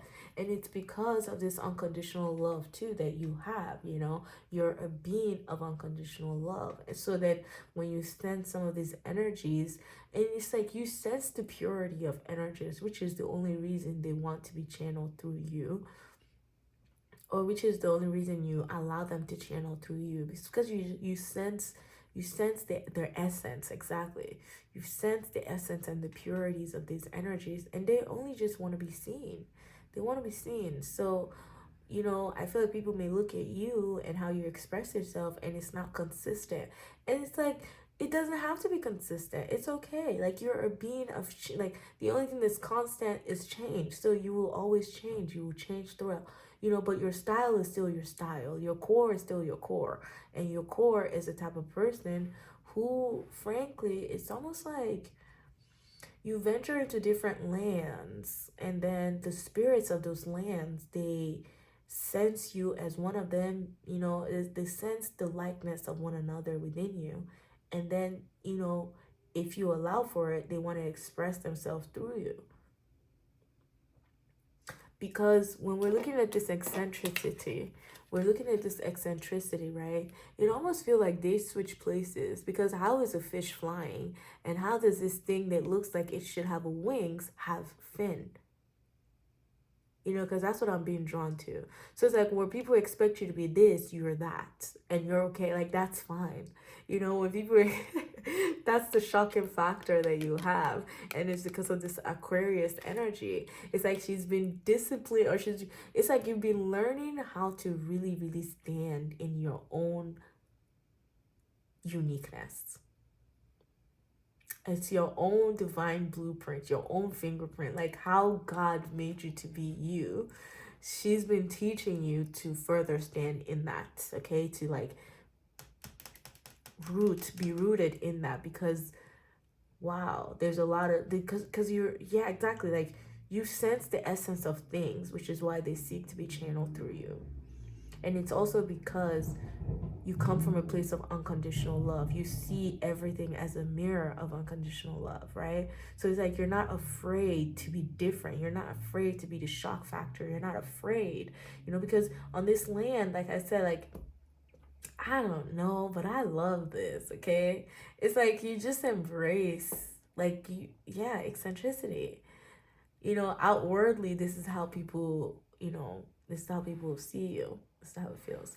And then let's see what the moon. Okay, wow. Wow. Wow, wow, wow. First quarter moon, this is interesting. Your commitment is being tested. Your commitment to unconditional love is being tested. Your commitment to how unique you should stand in society, because you should stick out like a sore thumb. You should stick out in areas where it's like you're not even supposed to be there, but you're there. And how strong, how courageous are you to be able to be there in places where people don't even expect you to show up in? Like, does that make sense? I think that's where your commitment has been tested. So the new moon energy is like, exactly, exactly. Your new moon in Scorpio energy is about, okay, how deeper can you go into finding different parts of you, okay, that doesn't resonate with, that probably, you know, different parts of you that are so shocking to people who see you, to people who meet you, and how committed are you to yourself to hone in on that energy, to harness your uniqueness. Let me see what this says. Oh my God.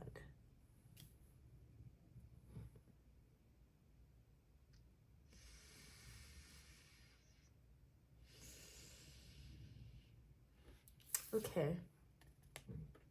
The oracle that your divine feminine, your dark feminine energy is bringing you to is the Eye of Horus, awakening the divine perception. Eye of Horus, awakening divine perception. Like, wow, exactly. Because that's what I'm saying. Aquarius, it's the water bearer because, you know, okay, Aquarius is also the only other human besides Gemini in the in the zodiacal system, right? And it's because it feels like Aquarius is again that human, that mind, that that consciousness that is very different. Exactly. It's just very, very, very different energy. It's a very unique energy. Aquarius also rules the star in tarot. And when it comes to the star, it's almost like, our collective, Earth's collective, asked for something that embodied unconditional love to come here, to come here so that it can liberate, so that you can pour this same unconditional love into others. That's why it's the water bearer, because it even carries that jug, that water, and it's pouring it into others. It's essentially just pouring from out of its own self into others. And it's because it has drank from the well of unconditional love. So it's able to replenish, it's able to give back to others. It's able to give itself to others. That is the story of Aquarius. And it's like you've been very, very well disciplined into, again, standing in your own power, because that's where you get your own medicine from. So you're giving yourself medicine, but you're also medicine for a lot of people. People seeing you and the way that you are, the way that you express yourself, your uniqueness, your shock factor, it awakens people, okay? This is why your commitment is being tested, is what you should have in the back of your mind, so that you stand in who you are. Stand in your power, stand in this unique essence, because you're also an inventor with awakened divine perception. Exactly, because what it is that you're literally connected to is divine perception. So how could you be wrong? And it's not to say that you won't make mistakes or whatnot, but it's like it's all part of the divine plan. It's all part of the cosmic plan, right? Which is why your commitment is being tested. Your knowing is being tested. Okay. Oh, wow. I love this one. Let's see what you have to say. Okay. Your commitment has been tested. Let's dive into that for a second. The desert. Commitment has been tested. In what way, Spirit, please? Dark Feminine. Please, can you elaborate for my group number 3s?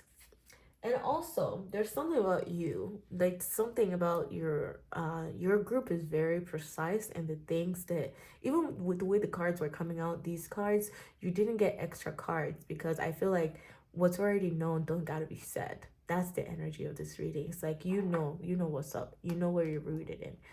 Connect to this, connect to that unconditional love, because whenever you're connected to that, you're able to shine. You're able to be yourself. You're able to stand out like a sore thumb, and it doesn't affect you. It will affect who it's meant to affect, but that's on them, okay? Like, it can affect them for the good or for the bad. However they perceive you, that is not on you at all, because, again, your own simple job is to be that eccentric figure, is to be that, I'm also hearing eclectic, okay? Finding your own ways, all right? So your commitment is being tested. What do we need to know about this?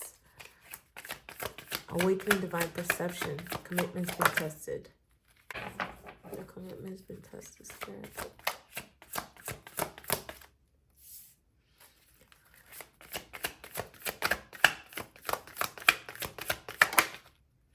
First, that's one too many. Okay. No. It's one too many, but like it makes sense why it had to happen. It is one too many, but it makes sense why it had to happen, because exactly, uselessness. We're doing away with uselessness here. This is why your commitment has been tested. Again, it really feels to me that you've been like, you're in a different, I don't know where you're at in your life, okay? But it really feels like with this desert here, you went on this journey, okay? You went on this journey that led you down the rabbit hole that rabbit hole then helped you embrace the most shocking aspects of you, right? To where you're now able to confidently express those parts of you, right? Because you're funneling divine perception. And this is why your commitment is being tested, is to see how far can you keep going with this, where you know that, okay, like, yeah, I really like this. I like that I'm finding things about myself. I like that I stand out. And I'm going to stay there because that's why your commitment has been tested. There's something, because, with that kind of courage that kind of courage that you have to stand out, oh my God. Like at that point, you really do create your own reality. Like this is your world and we're all just living in it. This is your world and we're all just living in it. And you're so unapologetic about it. Like that's what your dark feminine is saying. And it's because you've had to be through so many disappointments. So many disappointments. You lived life for other people, okay? You were at a point where you were doing that, where you're like this beautiful empath that just absorbs energy, that absorbs other people's wants, needs, and things like that. And then you just play into, like, that's the thing, like you're easily adaptable because you're a giver too, right? You're a healer, you're a giver, and you seek to pour from out of yourself into others. Yes, with the cups here, right? It's like you're pouring from out of yourself into others. And frankly, you've been disappointed by a lot of things that you've poured yourself into because some of them weren't worth it. Some of them were needed to happen so that this beautiful awakening in perception can happen as well. So again, all in all, praise God, right? All in all, praise God. Because what happens is with this awakening divine perception, eye of Horus, a lot of uselessness within the Seven of Swords, a lot of deception, okay, were uncovered. A lot of the deception that was blocking this beautiful, soft, sensual energy that we were feeling within this unconditional love, because this is her here. Daughter of Wands in the East. She's the Page of Wands. And the Page of Wands, oh my God. Okay, in the original Rider-Waite's deck, the Page of Wands is also in the desert. So you really are in a foreign land. You're in somewhere that, again, you follow this rabbit hole energy and it's helping you. And I think it's because of your dark feminine energy, that one that sought out to just, break out of something, to break out of this feeling of like just being your life force being sucked out of you, Okay, like I said, yeah, very talkative in yours for sure. It seems like things are straight to the point. You also got an extra tarot card here. So what was your first tarot card? Oh my God. The Wheel of Fortune. We have the Wheel of Fortune. We have number 10 and then number 5 here, which is interesting, okay? It's very interesting because a lot of things are changing. A lot of this disappointment that you've been feeling is changing. The wheel is shifting now. And it's shifting because you've started to stand in your own uniqueness. You've embraced your own uniqueness, okay?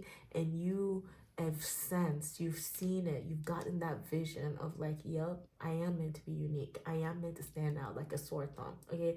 I am meant to stick out, okay? And all the illusions that I sought out to cover, to block this unconditional love that seeks to be expressed through you, especially when you venture into foreign lands, just because of simple spontaneity, just because it was spontaneous, it was enthusiastic, and like just out of sheer will is why you ventured into these foreign lands, okay? And like I said, it's like you step on these lands, or like you go into these things, they lead you into a rabbit hole, and they seek to express something from out of you because you understand why they're there. Like something within you resonates, and that's why. Like that's why you want to channel this energy through you. And it's because you've awakened your divine perception, Eye of Horus. Now let's even talk about Horus for a second. Who is Horus? Horus is a divine son of Isis and Osiris. And this is where Isis is set, is, you know, one of the powerful like goddesses, and one of the ones that I highly truly resonate with. And I think that also the dark feminine energy resonates with Isis is set. And the reason I'm saying this too is because when we look at how Horus was born, it was all because of Isis. It was the willpower, sheer willpower of Isis being like, okay, I am bringing back my divine counterpart who was cut into different pieces by his brother because his brother didn't want Osiris to be resurrected. So he split Osiris's body, okay, different parts of Osiris's body in all over the Nile River, right? So Isis, being who she is, someone who again her willpower is unmatched, she decides to bring all those body parts, okay? And the one thing that was missing was Osiris's phallus. And guess what? Isis created a phallus and even gave that phallus life because, you know, because she, okay, there was something with Ra that she did. But yes, she created this phallus, right? And thus Horus was born. And Horus is a divine son child that does come back to, Horus is basically the child that comes back to reclaim the throne of his father, basically. Okay?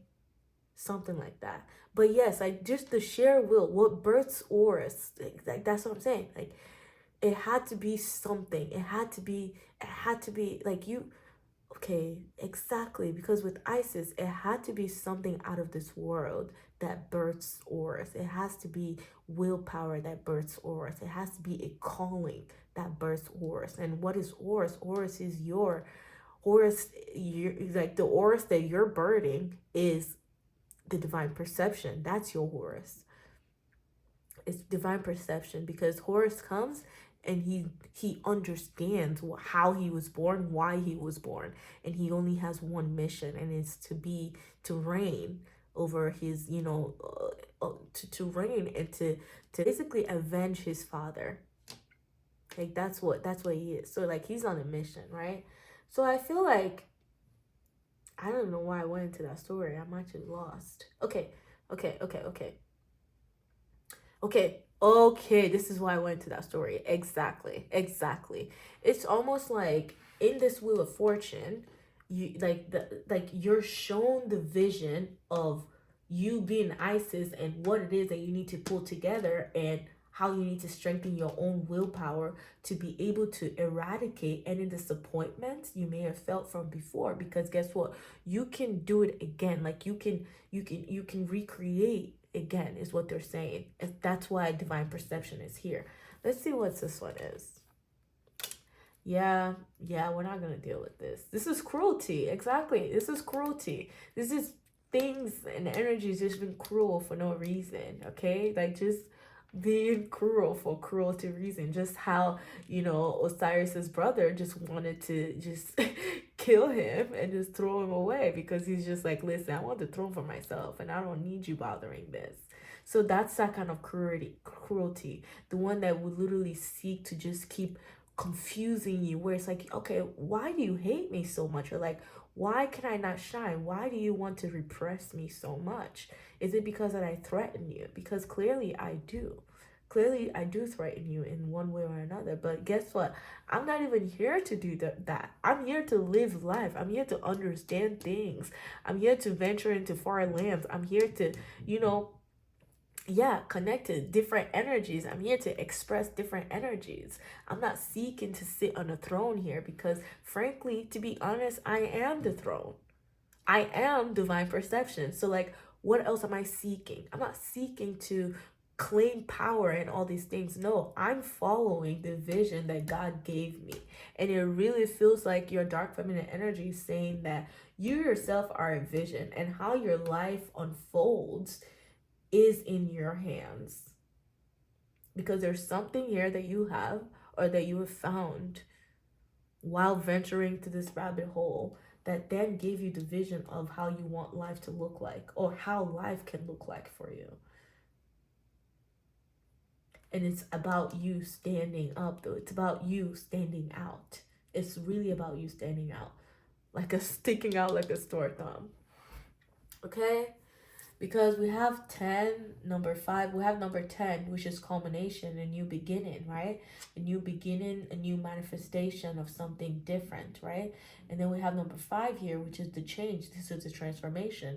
This is what your dark feminine energy is helping you eradicate, is disappointments from the people that you've poured yourself into that has now taken on your own voice, you know? It's like they taken on, it's giving me like an empath that has always listened. Like, it's just like not necessarily a people pleaser, okay? I wouldn't say a people pleaser, but it's just, again, you feel energy and like you adapt very well to energy. So and I think that's why you're so disappointed, because you put your trust in some places that only caused you harm, that only depleted you, that were frankly a waste of your time, and it really was useless to be in this energy, right? So then, but look, we have Radha. And you know, within Radha, like Radha's energy is so beautiful because, let me read it out actually. So a little bit about Radha, because like this deck is a highly shamanic deck, and there's signs and symbols all over this that I know that I overlook sometimes, but that's fine. But that's why I wanted to talk about it. In your reading, I felt called to talk about some of the things that Radha has here. So, and it says, let me see. Where's this? Okay, Radha and Krishna, son of ones, are gods, but they're also human. They are young and in love. Their flutes are the power of wands translated into music. Radha's flute blends the color of the rainbow. The red dot on her forehead is a symbol of holiness and life. Exactly. Divine perception. The red dot on her head is a symbol of holiness and life. Three stones over her forehead signify sensuality, motherhood, and wisdom. Divinatory meanings: abundance, joy, good sense, culture. Exactly. Good sense. See? The symbol, and that's what I'm saying. That's why I really wanted to, I felt called to read from, you know, the booklet here about the 3 stones here, the 3, like what's on her head. And every time I just look at Radha, like Radha gives me life, I'm telling you. Like if I just feel the love that's exuding from what, you know, she embodies. And I think that it foretells of this rose quartz energy that we have here, this unconditional love and this sensuality. Okay, so all in all, my group number 3s, keep doing what it is that you're doing. Keep standing out in your own way, in any way, because we're not meant to fit in. What's the fun in that, right? What is the fun in that? There's no fun in it, right? And look at you. You're connected to your own, you've awakened here your own divine perception.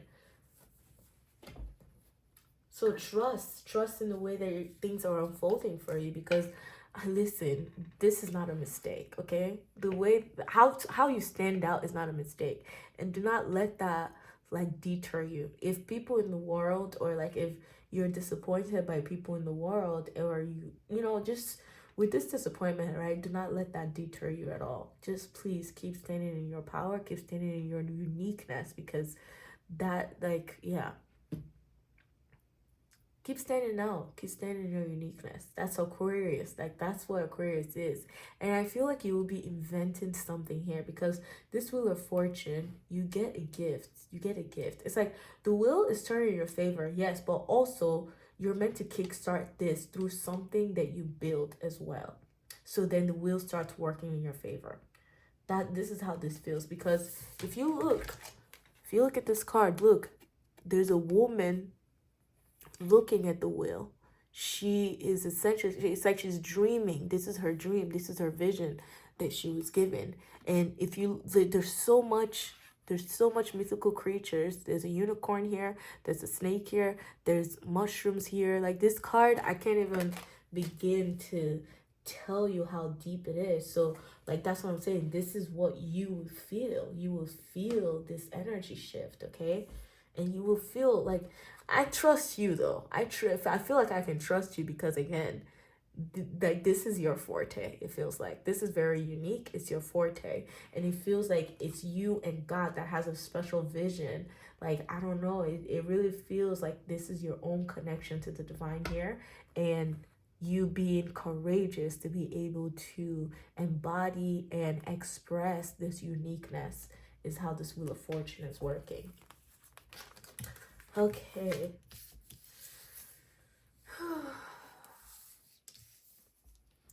Really? Like, that's what I'm saying. Yours is very interesting because, you know, the other the other groups had like cards upon cards upon cards. It seemed like Spirit had a lot to say, but yours is simply straightforward. It really feels to me that, you know, you've been doing this work of standing out, and I think that maybe people sought to, you know, discredit you for being that unique, or like, you know, they try to bring you down for being unique, for being this central energy, for having the vision or saying that you have a vision, you know, and they try to just, yeah, like there's this icky energy here that just tried to confuse you. Okay, and it had to do with the people that you also love, like people that you really cared for, and then that disappointment came in, you felt some cruelty, you understood its uselessness in your journey to begin with, so the wheel turned, like the wheel is still in your favor. Okay, all right, my loves, let's go ahead and talk about these. This is your angels and ancestors card from your guides. And then here, this is the accomplishment of you and that dark feminine energy, working with the dark feminine energy. And then this is advice from the Star Seed Oracle deck, as well as the magical spell card. Okay, and this one helps you invoke your dark feminine energy even more. Okay, it's like the spell that she wants you to use to invoke her, if you will. All right, so, and when I'm saying spell, like, of course I mean intention, okay? I mean intention rooted in nothing but light, okay? Because we don't work with anything other than light over here, okay? Please and thank you. Ooh, we have the moon. So from your guides want you to take note of intuitive messages, the moon. There's going to be different phases, exactly. Because these feels like different phases. You will be shown something, okay? You bring it out, you know, people may attack you for it, and then, you know, and then you embrace, like, you know, it's very funny. It's very, very funny energy. But yes, take note of your own intuitive messages, okay? And this also has to do with your dreams. Oh, the visions. The visions here. Okay, I know I was picking up on visions here, but this is it confirmed in the moon, because your dreams will have a lot to say. Your dreams will show you things, okay? So being aware of your dreams, keeping a dream journal, if you will, because things are being shown to you here. The lies, the deception, the betrayals are being shown to you. You're able to clearly see what you're not a part of, what's not a part of your unconditional love here, okay? And simply, like this hand here, it's like you're sending it back. Okay, so here we have what she's helping you. Okay, interesting. Here we have what you're accomplishing, and what you're accomplishing with your dark feminine energy is, it feels like the Anunnaki light codes, energetic shift. What you're accomplishing is an energetic shift, a new information, and the end of a cycle. Just like that wheel turning, right? It's that end of a cycle of you feeling this cruelty for just being yourself. You know, like, it's like people are cruel to you just because you stand in your own space, you stand in your power, you don't bother nobody, and yet people are still like, they want to tell you what, you know, yeah, it's just so useless, honestly. Like, they want to tell you what to do, how you're supposed to express yourself, this, and this. Whereas you're sitting here on divine perception. So you're like, what are you trying to tell me when I already have access to the truth, access to source, right? Right? I have access to source. You don't need to tell me anything here. Okay. And okay, so the Anunnaki light codes, energetic shift, new information, end of a cycle. I would love to read this one to you. So give me a quick second here. I would like to read the Anunnaki light codes because I know that there's different information about Anunnaki, okay? And while that is true, I do not believe. The reason I also wanted to read this, the book for you, is so you can understand the perspective that the creator of this deck, where they're getting the perspective of their Anunnaki light codes from. Okay, because that's simply what we're doing here. We're looking at the energy here. We're not aligned to just one belief system that believes that Anunnaki is, you know, malevolent or whatever. Well, that is true. I also believe there might be some benevolent, you know, higher beings that are associated to the Anunnaki light codes. And I feel like that's what the writer here, or the creator of this deck, was trying to channel. But yes, let me go ahead and read this. And this says and I really just wanted to clarify that, because this card came out in another group, and you know, someone felt the need to say in the comments that they are a malevolent being. So Anunnaki light codes here says energetic shift, end of a cycle. The Anunnaki are a race of cosmic light beings who have been coming to Earth since ancient times. The Sumerians and Babylonians acknowledged them as the deities who govern the space between worlds. The divine leader of this incredible race is the goddess Ishtar, a powerful figure similar to Egyptian goddess Isis. The Anunnaki have taken many forms throughout the ages. They have an angelic warrior-like quality and have appeared with wings, sometimes up to 4, and with an elongated head and face similar to that of an eagle. When the Anunnaki appear, it is important to know that they are heavenly allies, supporting our healing and ascension. In the distant past, they visited the Atlantean civilization and helped those who were aligned with the spiritual path to ascend to the next dimension so that they could leave the wheel of karma.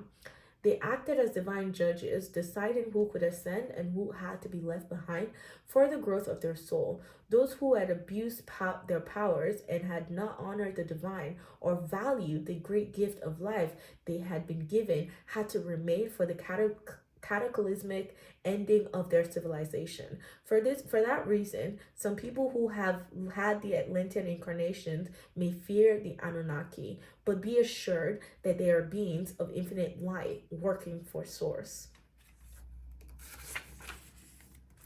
And it says here that your message is great change is coming to you, but this can only occur if you're willing to shift your perception. You may be experiencing resistance to change, but please know this is simply fear of the new, not intuition. If you are wondering what is the best course of action, the Anunnaki are encouraging you to go with the new. Old system, old ways of being, and old ways of doing things must be released if you are to evolve. Change can bring a sense of vulnerability, but will allow you to make a deeper connection to your feelings, gift, and what is important to you.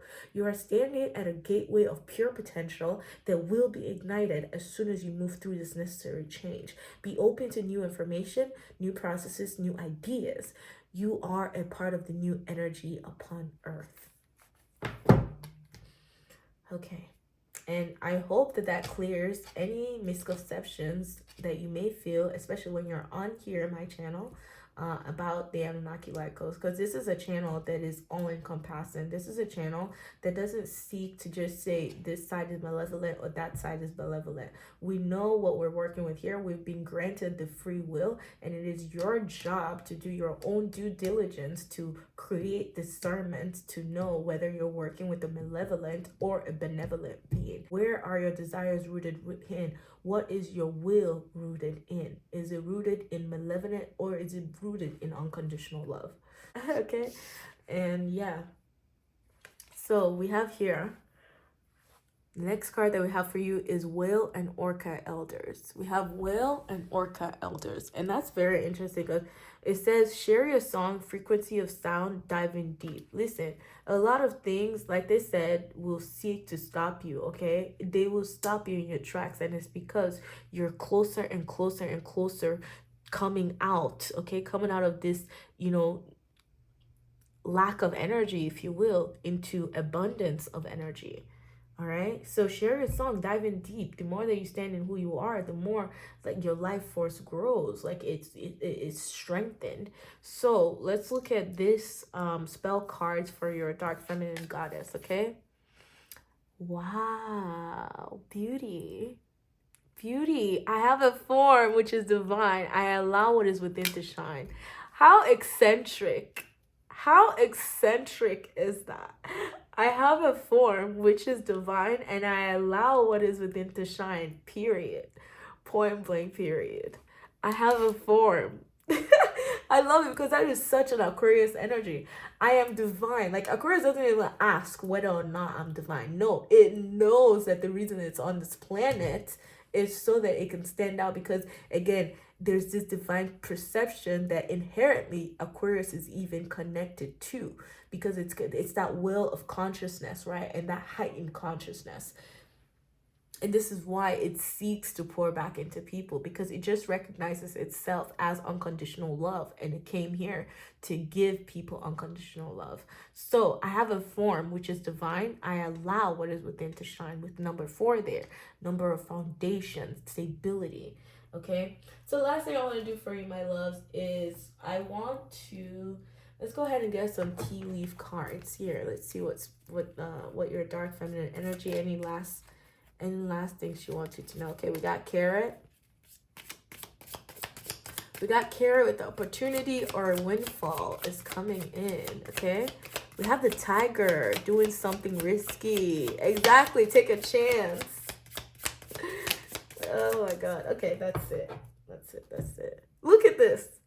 Risky. Okay, this one says opportunity or windfall. We got carrot. Okay, so you're harvesting here. You're harvesting. You got opportunities opening for you, and you got a windfall of something coming to you. Okay, windfall of money, maybe windfall of just goodness, just goodness and mercy. Because now I'm hearing goodness and mercy shall follow me all the days of my life. Exactly. And listen, we got here tiger. Tiger here says doing something risky, taking a chance. Doesn't that sound like standing out like a sore thumb? You're not meant to fit in. Don't even try to, okay? Tiger, that's your totem animal too, it feels like. That might be a spirit animal. This big cat energies. Oh, look at you. Victory in some endeavor. Exactly. When you take a chance.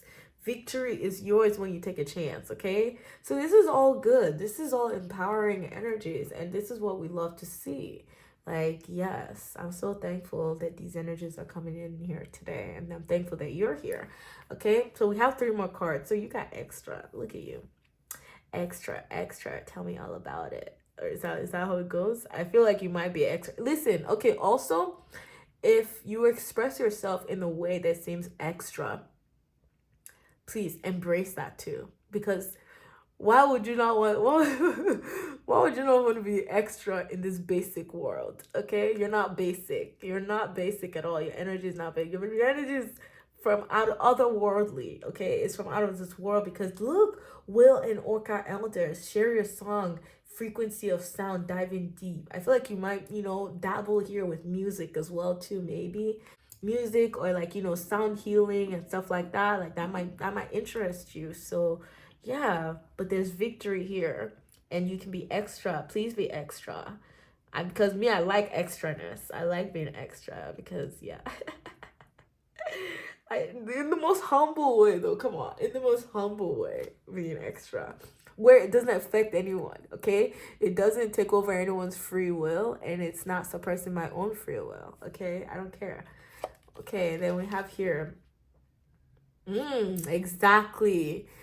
The illusions, the betrayals, they're all coming to light. And you have casket. Someone going out of your life, or the end of a situation. It's the end of this cruelty. It's the end of this disappointment and this uselessness, wasting your time, or, buying into habits that just are useless to your highest good. And it's so funny that Astral House came out for you, because let's see, this has to do with like maybe, an area of your life, such as like maybe success, love, marriage, like, those heavy things that people would normally look at a fortune teller for, or something like that. And it says, yours is a marriage. And I love it. Doesn't it match the color? Doesn't it match the color of your reading? Look at this. Because even here too, wow, okay. Look at this. Don't they look alike? whatever she's holding here and whatever this is, it's like you're regal. Your energy is regal, and the more you stand in that, the more connections, divine connections, union, a unit, two becoming one, things, two minds working and operating from one consciousness, like that kind of energy, where you meet people who are just like you, just as unique. They stand out just like you, and they embrace their own uniqueness, and they love you for being unique. Okay, and then last card that we have here is dealings or relationship with an older woman. So that might be important. And it's interesting that I've just dropped this under take note of your intuitive messages, because it feels like there's this feminine, deep feminine wisdom relating to the moon that might be coming up for you.